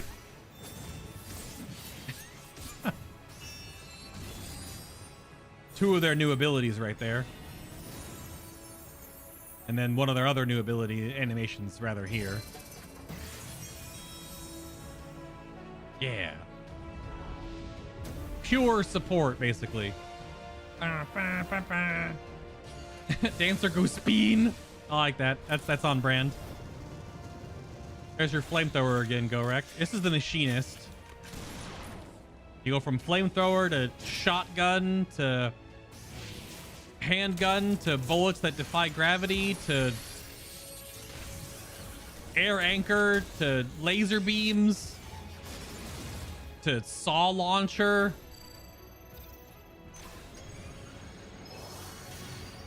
to robot.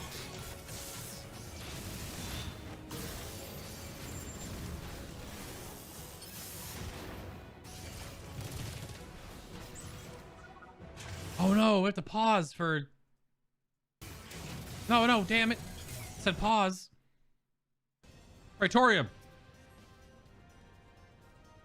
Yeah. Get him. Get him. Kick his ass.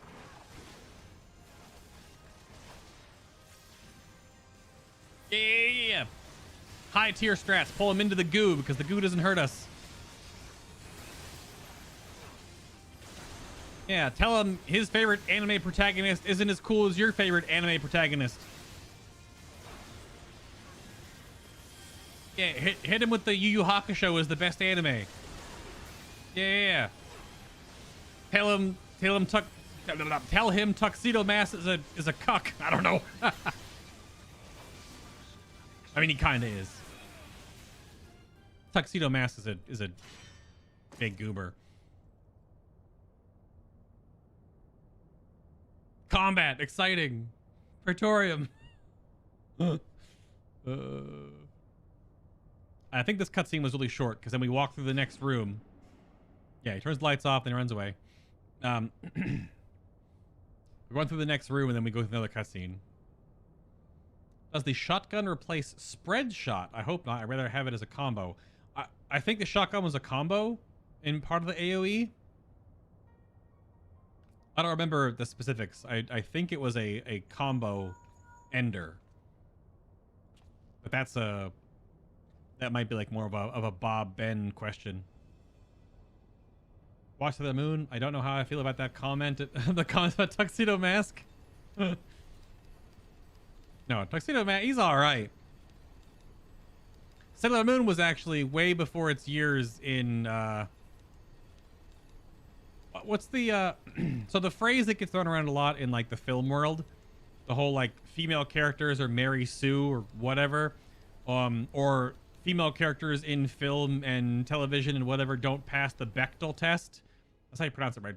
Bechdel, Bechdel, Bechamel, the Bechamel sauce test. So it's all about like female characters basically only being in a product to essentially be a love interest to the main character protagonist, normally a white dude. That's how a lot of media was for quite some time.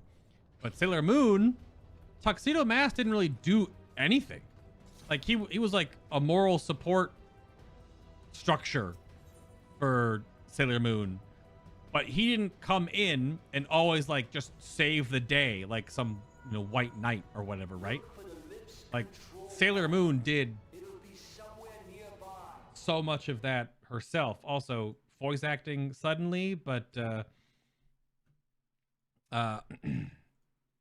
didn't ask, don't care. Also Endwalker job trailer.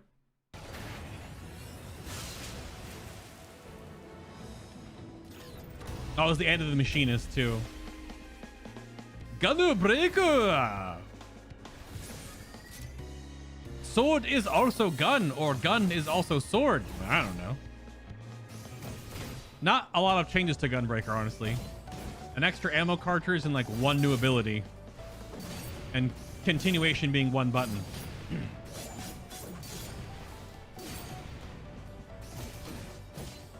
Which is fine. And like one more charge of their heal.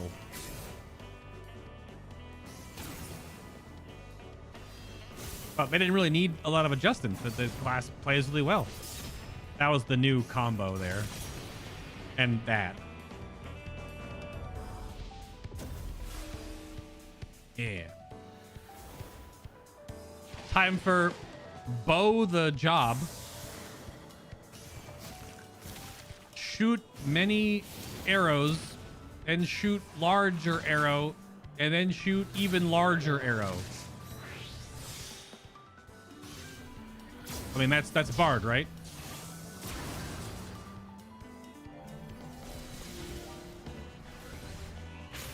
As the Praetorium plays in the background.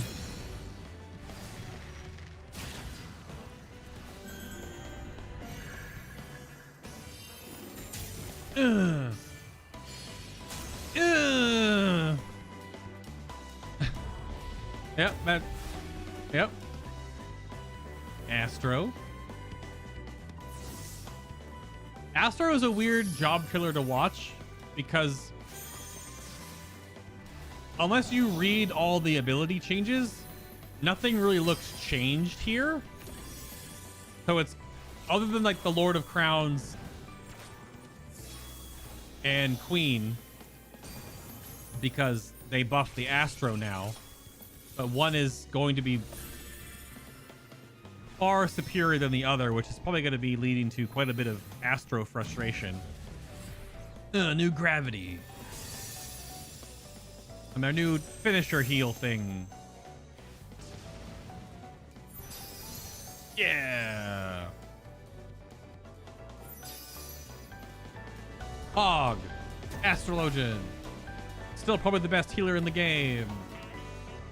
Big anime energy coming in. Samurai. The new AoE builder.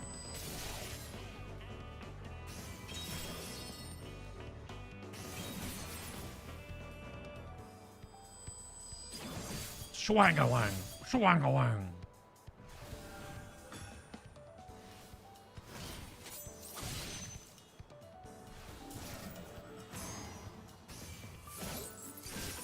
Get him. Chop him up. Hit him with your sword. Big sword. And then even bigger sword. And then even bigger sword. Do it.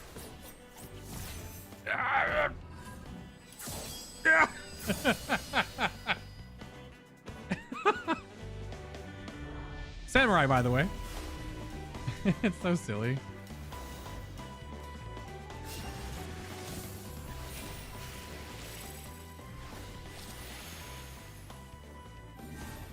There's my main. Big white mage energy. That new glare, though. I'm going to be hitting that button a lot. I kind of wish they would give us a little extra way to get ability charges so we could get more misery casts, but that new bubble animation is so good. It's like a giant water cannon, just like whoosh. All right, wait, hold on.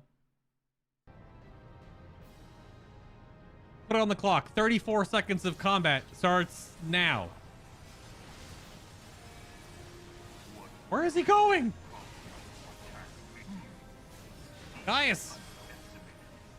You messed up my combo because I don't know why you're running around like crazy person. I have tank stance on, my dude. Oh no, it's not going to be 34 seconds. It's going to be a little longer than 34 seconds. No! Just fan in the fire. It doesn't do any damage. And it gives the healer something to put a hot up for.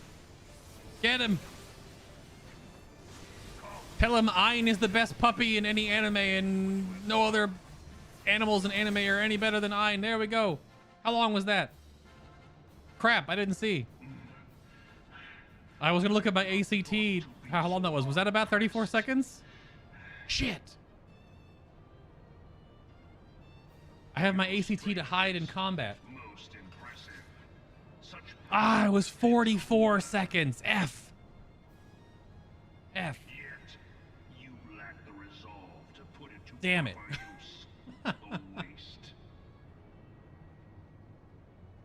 Yeah, 41 seconds for combat, 44 for the actual cutscene to pop up. But wait, there's more. We have to follow Gaius through this door and then go into another cutscene. I don't understand that. This whole that can be cut. What Gaius says after the fight could be said at the end of the fight, and then we could just end combat here and then walk through the room. Because this is so silly. What? Ready? Yeah. Like what? What the hell is this?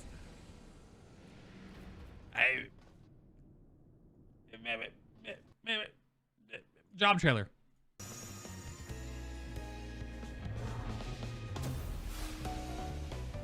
I think my next class I'm gonna level is ninja though. After Paladin, I'm gonna go level a ninja.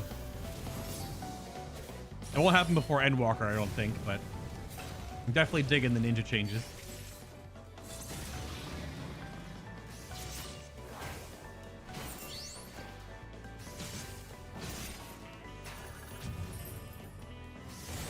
Kagi Bunshin no Jutsu?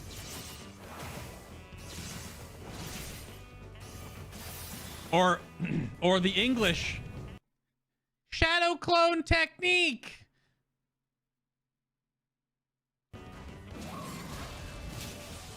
English Naruto is rough. It's not great. It's not the voice actor's fault. It's just the translations are just not.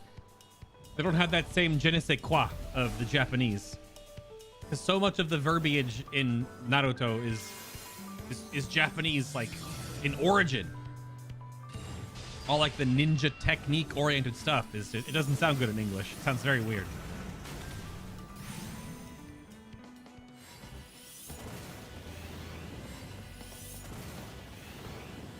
Yeah. Yeah, that would be nice, Alex.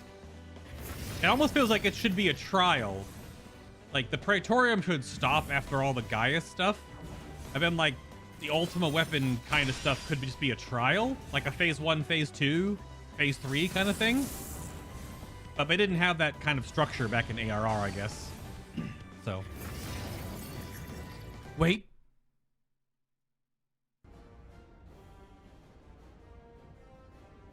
Time for Ultima phase 1.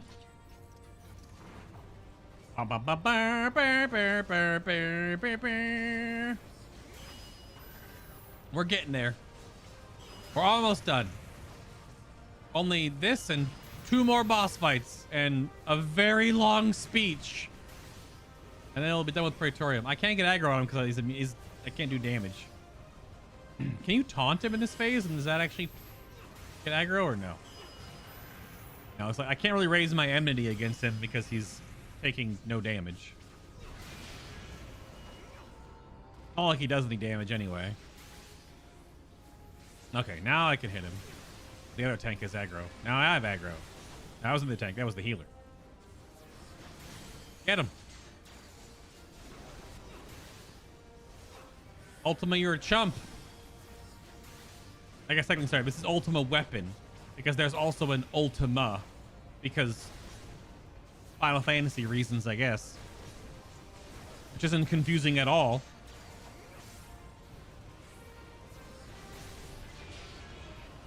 Isn't there also Ultima in Final Fantasy as well? There's an Ultima weapon, an Ultima, and an Ultima. JRPGs, though, by the way.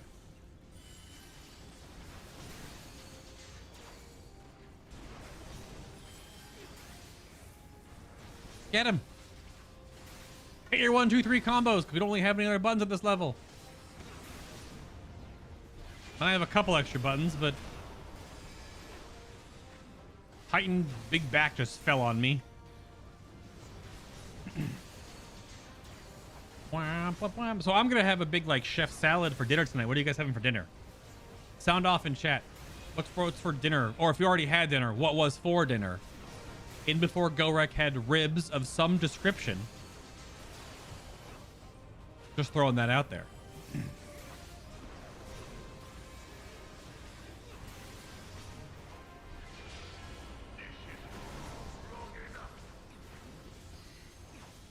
Ultima is a staple of Final Fantasy, be it a weapon or an enemy or a spell. Yeah, it's kind of refreshing about the whole franchise, reoccurring names, different interpretations. Oh, of course, of course. Oh, it's awesome. It's definitely a great part of it. I'm not saying it isn't. It's just kind of silly. That's all. Back to the Black Mage. Yeah. Pizza for dinner? Oh, now you're going to tell me what toppings you had, though.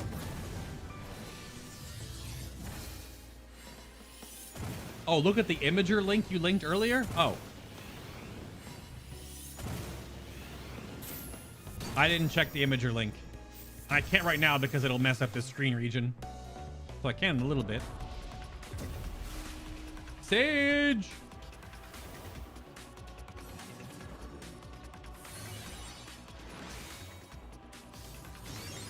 Do you want lasers?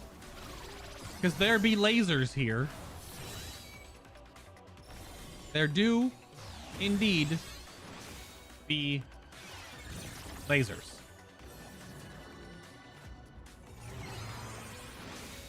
A sausage and pepper sandwich.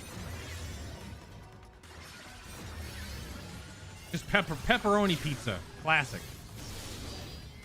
But, did you dip your pepperoni pizza in ranch? Important question. See, lasers. More lasers. Not necessarily a laser, but, you know. Hey, it's Teddy. Many kicks and many punches. The monk changes look good. There is just some worry in the community about monks needing like a 30-second pull timer because they can cast a lot of their abilities before you enter combat.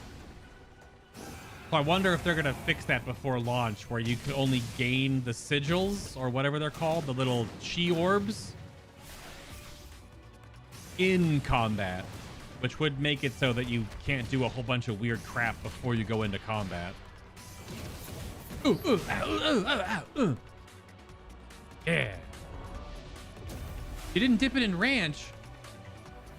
Oh, we've already watched Summoner, but now we get to hear with, you know, we're doing the whole thing, so might as well. And the animations look great, so why not watch it again? What kind of savage dips perfectly good pizza into dressing or sauce or whatever? Hey. Me. Ranch dressing on pizza. Very good. Not on every bite, and most of the time it's normally on the crust bites. When you're down to like crust and a little bit of sauce and topping, like sauce and cheese, that ring right by the crust, that's at least 3 dips into ranch for sure. It's like a breadstick at that point, right? Swoosh. All right, back to Praetorium. Wait, no, we gotta hear the line. Hold on, he's gonna say the thing. Or did I miss the thing? I think I missed the thing.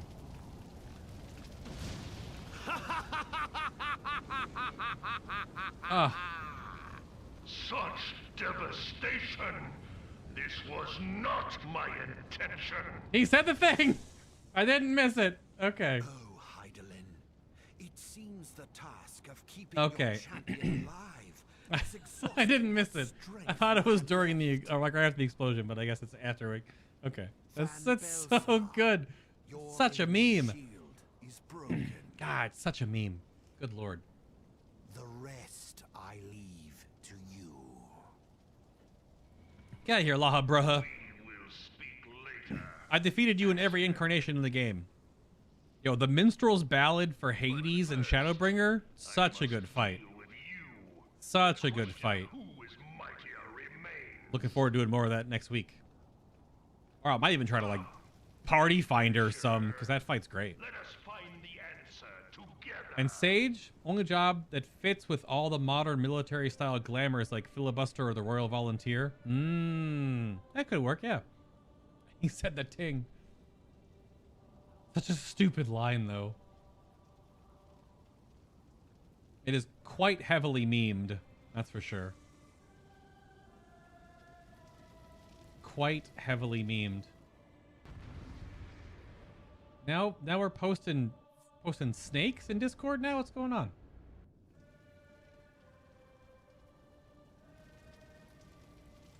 We got snacks. All right, a little bit of combat going on here. And then, wouldn't you know, another cutscene.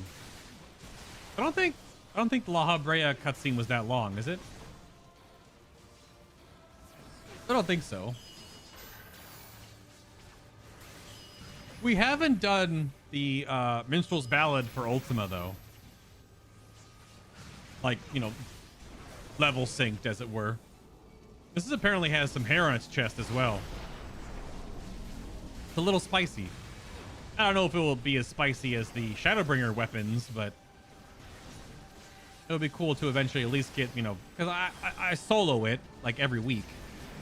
You know what? Hit me. Do it. Do your worst. That was a lot of damage at 30% DR. I probably should have put another one up there, but that ship just fell on me. No big deal.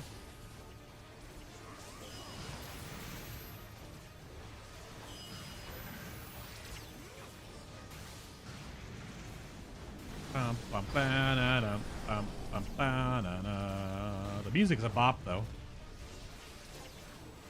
Look, he's casting the thing. The Ultima weapon is casting Ultima, which is also a different raid boss named Ultima that has nothing to do with this guy at all. No. Okay, job trailer.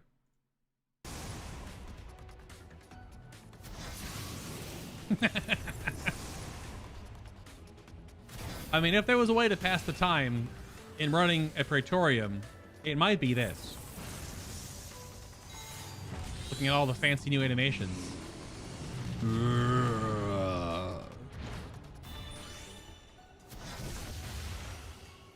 I like the juxtaposition with Summoner, with giant freaking embodiment of huge world-ending dragon, and then tiny little fox creature. You know? Or, you know, tiny little blue fox into giant fire primal that burps flame. And then he comes back. The carbuncle just kind of standing around is interesting, though. I wonder what kind of animations and interactions it's going to have. Like, what spells it casts. At lower level, it might have more interaction than at endgame. Because he do just be kind of sitting there. Reaper, let's go. Big Catman Reaper.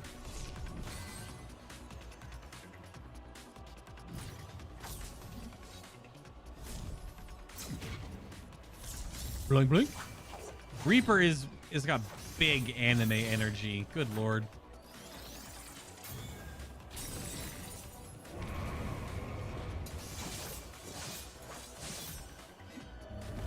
I'll definitely level it at some point for sure. I mean, I might level a Reaper before Ninja. It's technically less of a grind. It's just 70 to 90. I'm not gonna do any of the weird leveling cheese crap, since I'm just gonna probably just do the story on one of my tanks or my white mage first. I'll probably do it on one of my tanks. Through the main scenario.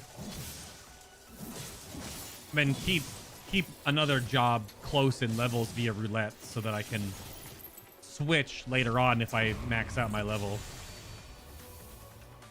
So I don't waste MSQ XP. And last up, and this is Paladin, right? Yeah, Paladin's last because of all the new animations. If you like swords and couldn't get enough swords from a samurai, this is Swords the Job.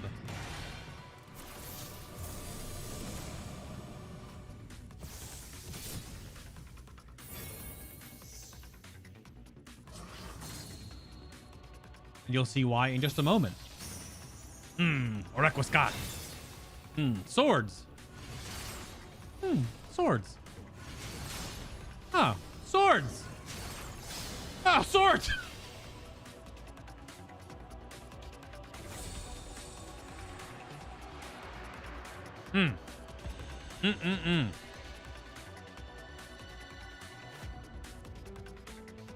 We did it. We did it, team. We just watched an 18.5-minute video whilst also doing the Praetorium. We've actually done it. Almost on cue. That works out surprisingly well. That's pretty great. Blade of Justice, the poor man's confiteor. Aw.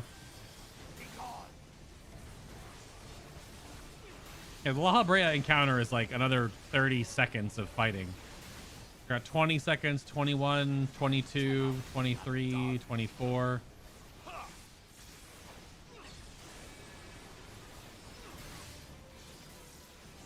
$34, $5, because he's immune right now, but he's animating.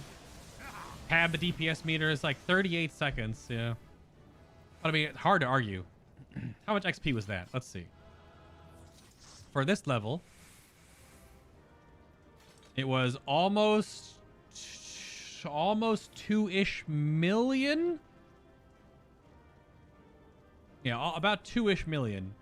Oh, it capped me on Poetic, so I can go buy stuff in Mordona. I did hit 55, so I basically almost leveled twice. Oh, Elysia Rain.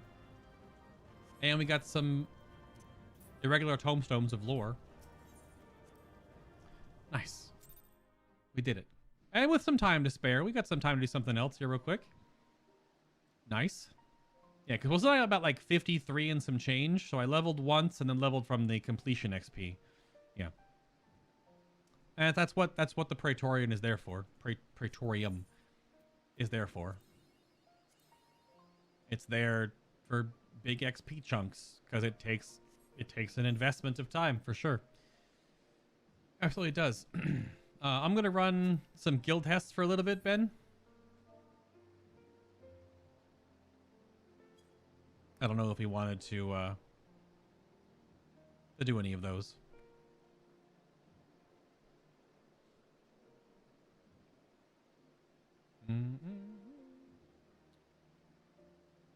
He also might be AFK.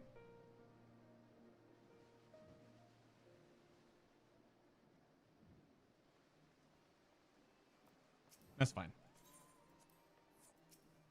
Let's see. So I haven't really done many of these before.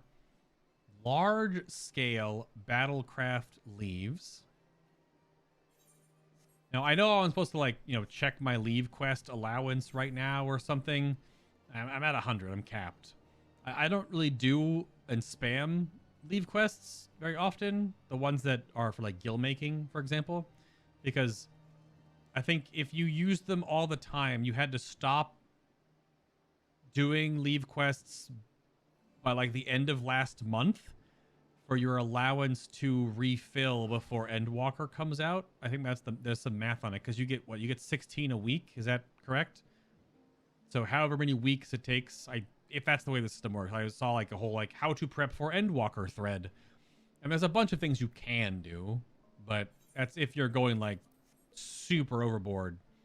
I'm not really too worried about that. So let me see. So what do these do?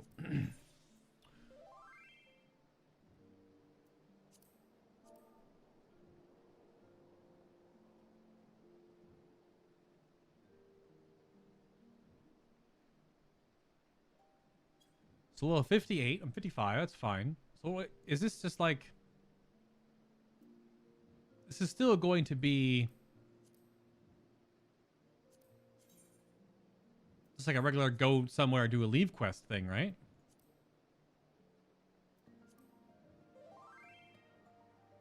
Oh, Ben's doing class quest stuff. Fair enough. Yeah, I'm 55 now. Am I missing any key abilities yet? Yeah, Goring Blade is 54. That's right. I didn't remember what level it was. So we definitely have to do that. I'm not even on that one right now. I'm on the one before it. Yeah, I'm on the 52.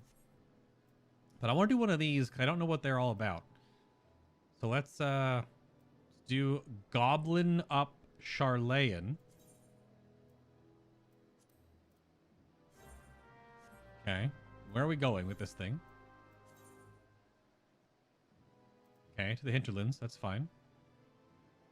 So, Idleshire and then... I've never really done these before. There are so many ways to get XP at different points in this game that you don't always... I don't always know all the different ways to do it. Okay. Oh, I have a South Shroud leave quest for some reason I didn't do. Whoops. Yeah, so that large leave quest took up 10 allowance, it looks like. Interesting.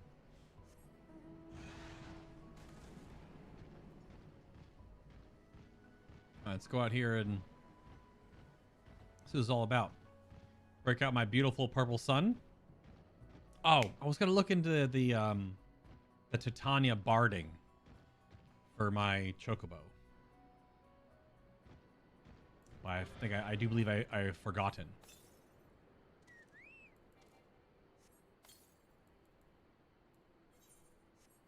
We're off to do a large leave quest, my boy. Let's go.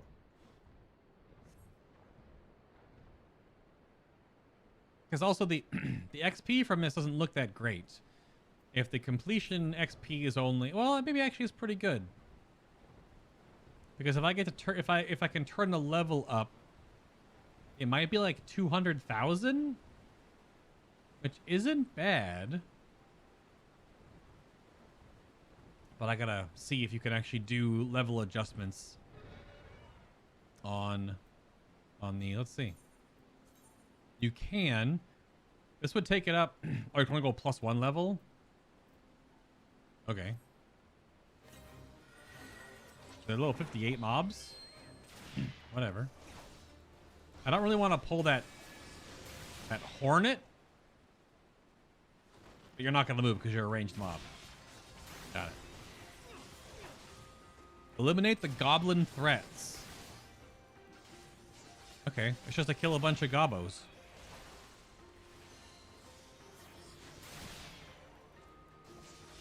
Oh, yeah. Alex, for sure. MSQ, side quest, hunting log, squad missions, fate, deep dungeon, regular dungeons, and now Bajan, Zadnor. I mean, yeah. Leave quests like I'm doing right now.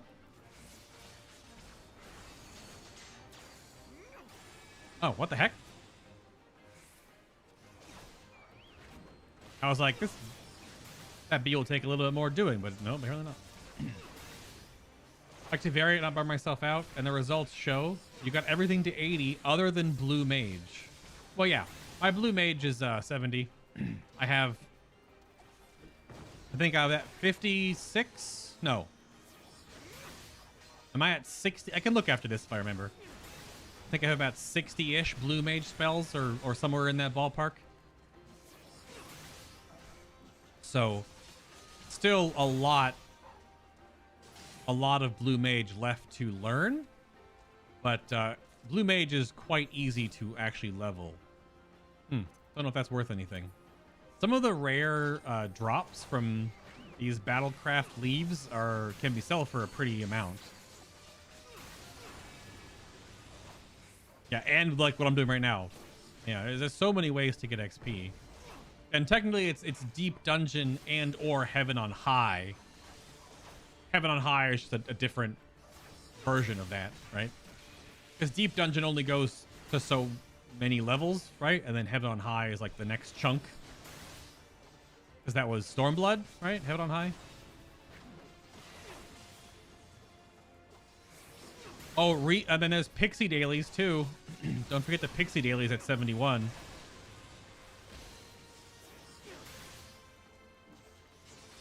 Those are always multi-millions of XP for very little time.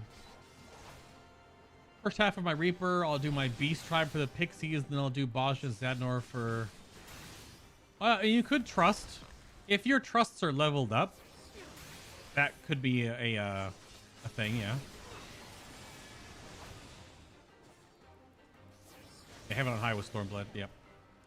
I mean, there's a whole way to do the leveling for Reaper and Sage that those that want to get to 80 quickly so they can MSQ on their Reaper or Sage, which I think Bob is going to try to do. I don't know if he's going to go the whole 9 with setting it all up yet because of his work-life time balance. Because I don't think he can take off any time for Endwalker. It'd be cool if he could. But I don't know if his job has enough PTO for him to take off. Maybe a day, maybe 2 days. But so you have to have... You can basically go from level 70 to 71 very quickly on your Reaper. So you can get... It should be 71 to start doing the endgame zone stuff. So it's all about having like your 2 dungeon challenge logs at 1 away from both finishing, having one of your Wondrous Tales ready to turn in, because that's half of a level. So you go from 70 to 70.5. You do 1 dungeon. You get the dungeon XP and the double log completion XP, the challenge logs for doing dungeons and then duty finder dungeons. And then there's the fairy dailies. That might be everything. Book, log, dungeon, fairy daily. And you blast from 70 to 71 like in an hour.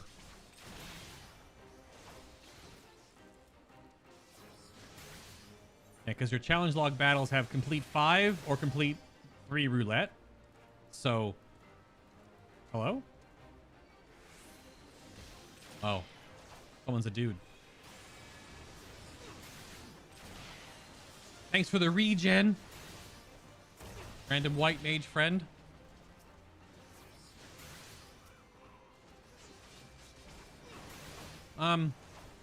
Yeah. So you basically do, like, you do 4 or you do 2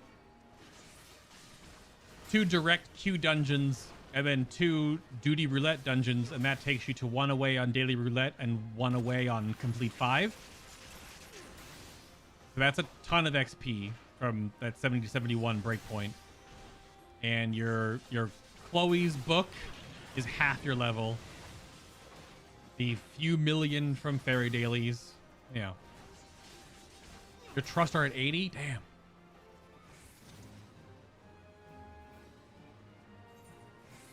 Oh, right. Sorry. They're called deep dungeons, and they are the Palace of the Dead and Heaven on High. It's the type of content they are, and there's 2 different ones currently, yeah. Which I think people were wondering if they were going to make another one. If they were going to make another deep dungeon. What? Just ported me here? Whatever. Because they had the ARR one, and then nothing in Heaven's Ward, and then Stormblood 1, and nothing in Shadowbringers. So people are wondering if they were gonna make one in Endwalker, but I think Endwalker has probably enough going on for it, considering it's also going to be like 100 hours of MSQ based on all the interviews recently.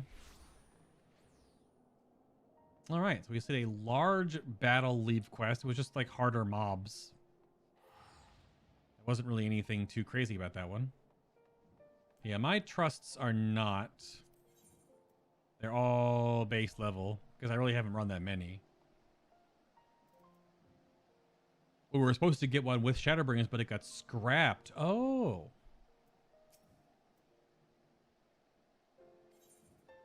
Collect rewards. So how much XP is that? So just 129,000? It's not terrible.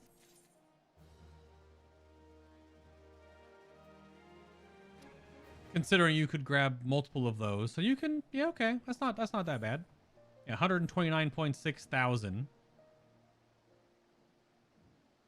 out of 2.2 million. So, I mean, about as much as like a regular kind of side questy thing. Not too bad. Run over here and do a Paladin quest or two to catch up, and then dinner time. Heaven's Ward first introduced deep dungeons. Shadowbringers was supposed to have one, but Bosja, with Bosja and Zadnor came, so that was just the replacement for those. Yeah. Amber thing you got is a currency of sort. You can exchange it there at the leave quest dudes or for crystal sand. Oh, this is for crystal sand? Frick. Put that in here for now. I do have 80 moonstones shored up, but yeah, eventually when I get to do any Heaven's Ward relic weapons, which may be 1 or 2, because there's also an incredibly grindy quest with that one. Very, very grindy quest point with that one, where you have to farm up all that light or whatever that currency that comes from certain boss kills. And like the best one to farm is Alexander 9 Savage, I think. Which isn't exactly super soloable, so you need like at least a bit of a party for it. Or can you not undersize them? I don't remember. I know Doom was talking about it. He's on that step. Papa Sean, what's up? You know where Skullsgaggle sent his last missive to me. Falcon's Nest, a hamlet in the Corthus Western Highlands. It is there I would have you begin your search. Reclaiming Oathkeeper would be too much to restore the honor of the Sultan's sword, but we must not get ahead of ourselves. First, we must find our missing man. Okay. So, come all the way out here to the freaking desert, and then go all the way back up into the snow-covered mountains.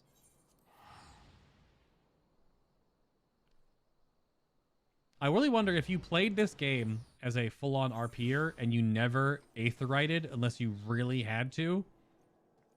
How long? I mean, it's like playing The Witcher if you never fast travel, right? Like, how different would the game feel if you had to take airships and just like run zone to zone?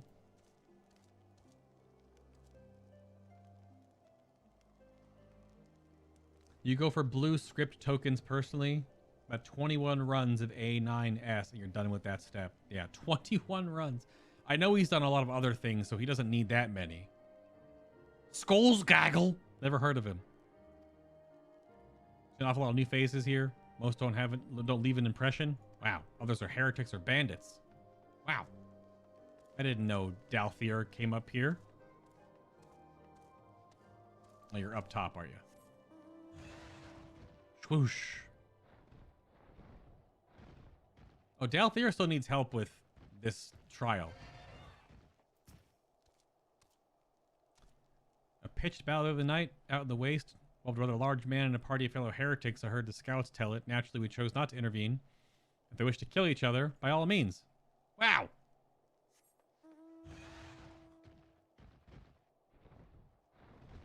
And this one is inside. Oh, no, outside. A Rogadin Paladin. I do recall a traveler who spent several days here at least. Oh, good talk. Right to the point then. I respect it.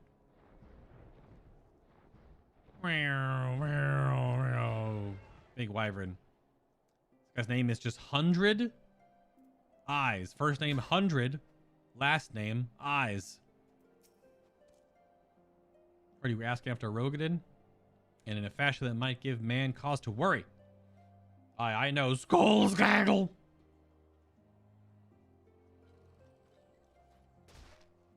New, I should say. Other fellow spent some time chatting with the young blood. He came through like the rest of us before him, looking for the same thing we all do. Bandits. Ambushed him in the night out in the waste. Buried him with my own 2 hands the next day out near Camp River's Meat.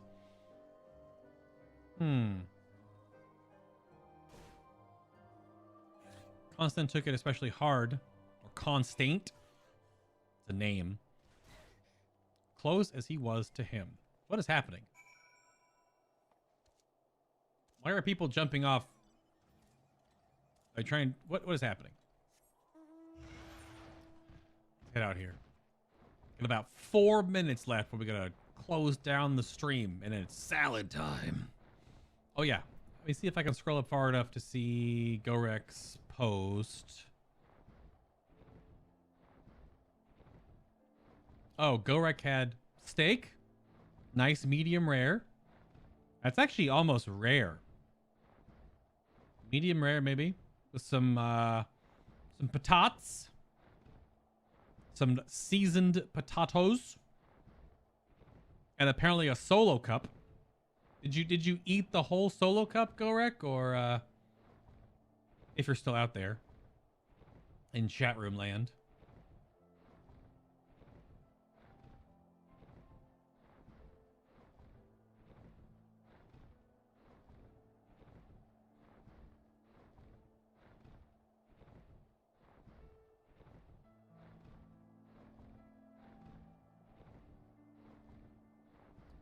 Let's see.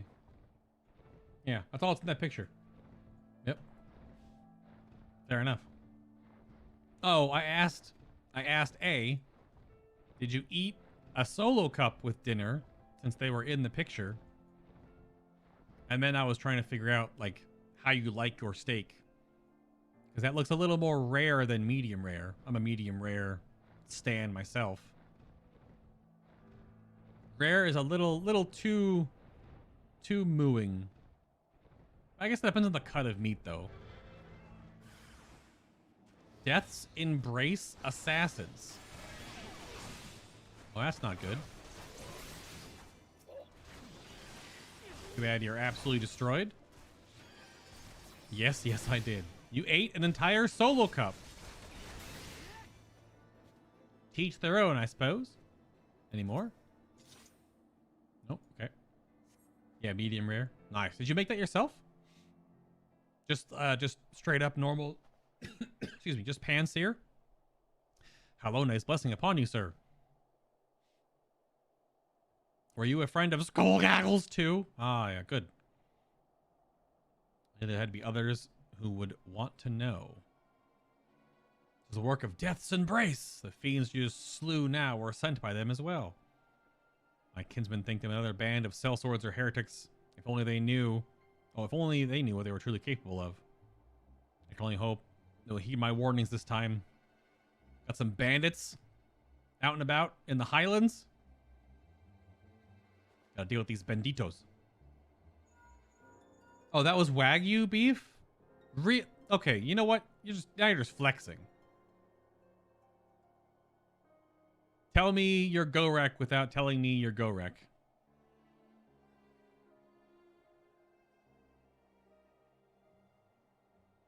The ones who held Oathkeeper and they killed Skullgaggle when they take it back. That guy's name is something else. There's still no answers. Though there's still a boy. Get after him and find out what he knows.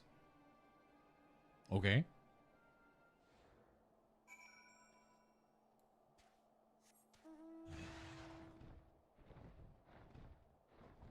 Okay.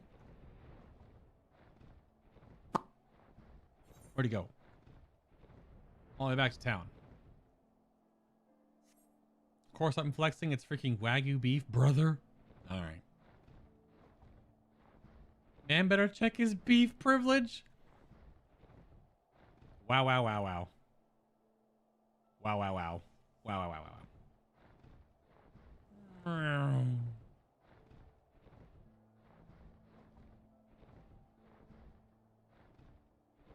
Now, where's this young whippersnapper at? Up here. I missed the... Hit spacebar too soon.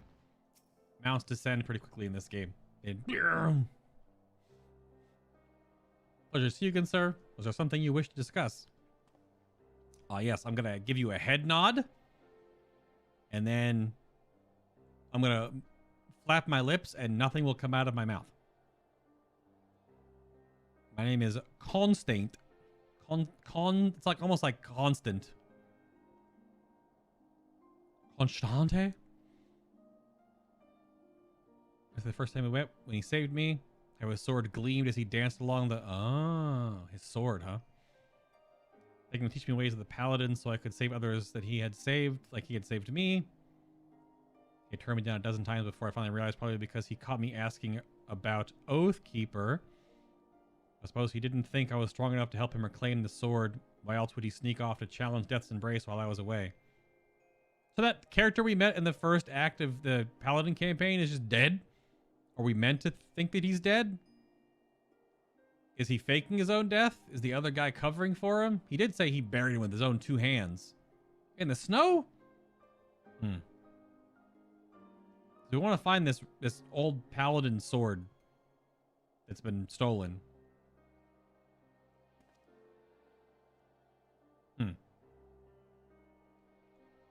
If Skulls of Gold could see you now. 2 paladins united in purpose. Well, I suppose I'd rather... Yeah, you're not a paladin yet. 1 veteran paladin and 1 aspiring paladin then. There you go. We shall recover Oathkeeper and bring murderers to justice. Sure. The paladin who cried wolf. Complete. In the meantime, Preach's crossover thingy with Colonel Sanders is working like a charm. I'm going to get KFC this weekend and never... touch it again for years on end. Oh god. I saw the clips. I mean, that's a crazy sponsorship deal because KFC gaming is a big deal. And I mean, I imagine certain things on the KFC menu aren't explicitly horrible for you, but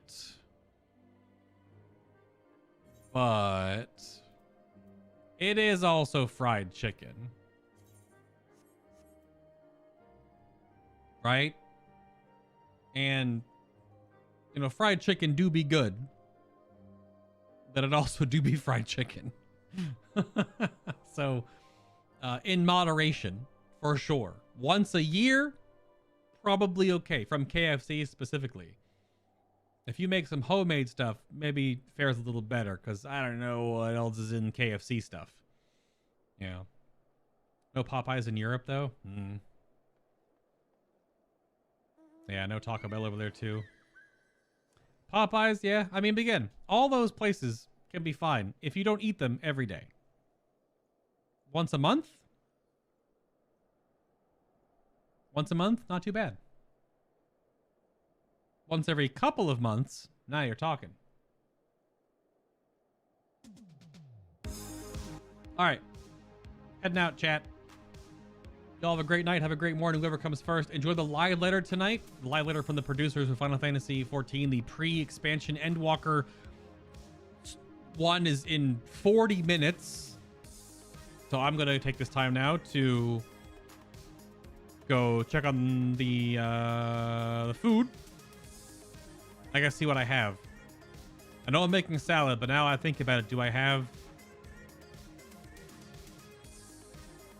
Crap, I'll figure it out. Thank you for joining me tonight, of course. If you enjoy the live streams or any of the other stuff that we're making on the channel, because everything is here now, and the like button is helpful on YouTube. It is part of the algorithms analytics. It does help out. Of course, leaving comments on things, being here in chat also help. But the Darkest Dungeon series, there'll be a Darkest Dungeon for the meantime every single day around 5 o'clock Eastern. We're up to 8 episodes now, and we'll keep posting those. I'm working on, I'm talking to 2 different artists, so we'll have to see what their time frame is on getting some artwork done. And then I'm working on an average of like 3 to 5 different Final Fantasy XIV, like more cut, scripted, produced videos that are in a different array of helpful things and educational, entertainment-y kind of, you know, my brand for trying to hit and post a bunch of videos in and around the Endwalker launch, because people will be new to the game potentially. So I've got like UI stuff, I've got things for tanks, things for healers, which I gotta do more research on both of those in those communities. So I'm, you know, sharing not information that I've just picked up myself, but also things that are more concrete to share. And then a couple more, but that'll be it. Again, I'll always schedule a YouTube stream so you'll see it in your feed like a day or so in advance, so you know when they're happening, but I have no schedule for them because other stuff could have takes priority, as you might understand. But y'all have a good one, and I'll see you back here. See you soon. I mean, every day technically, because I'm posting a video every, you know, that whole thing.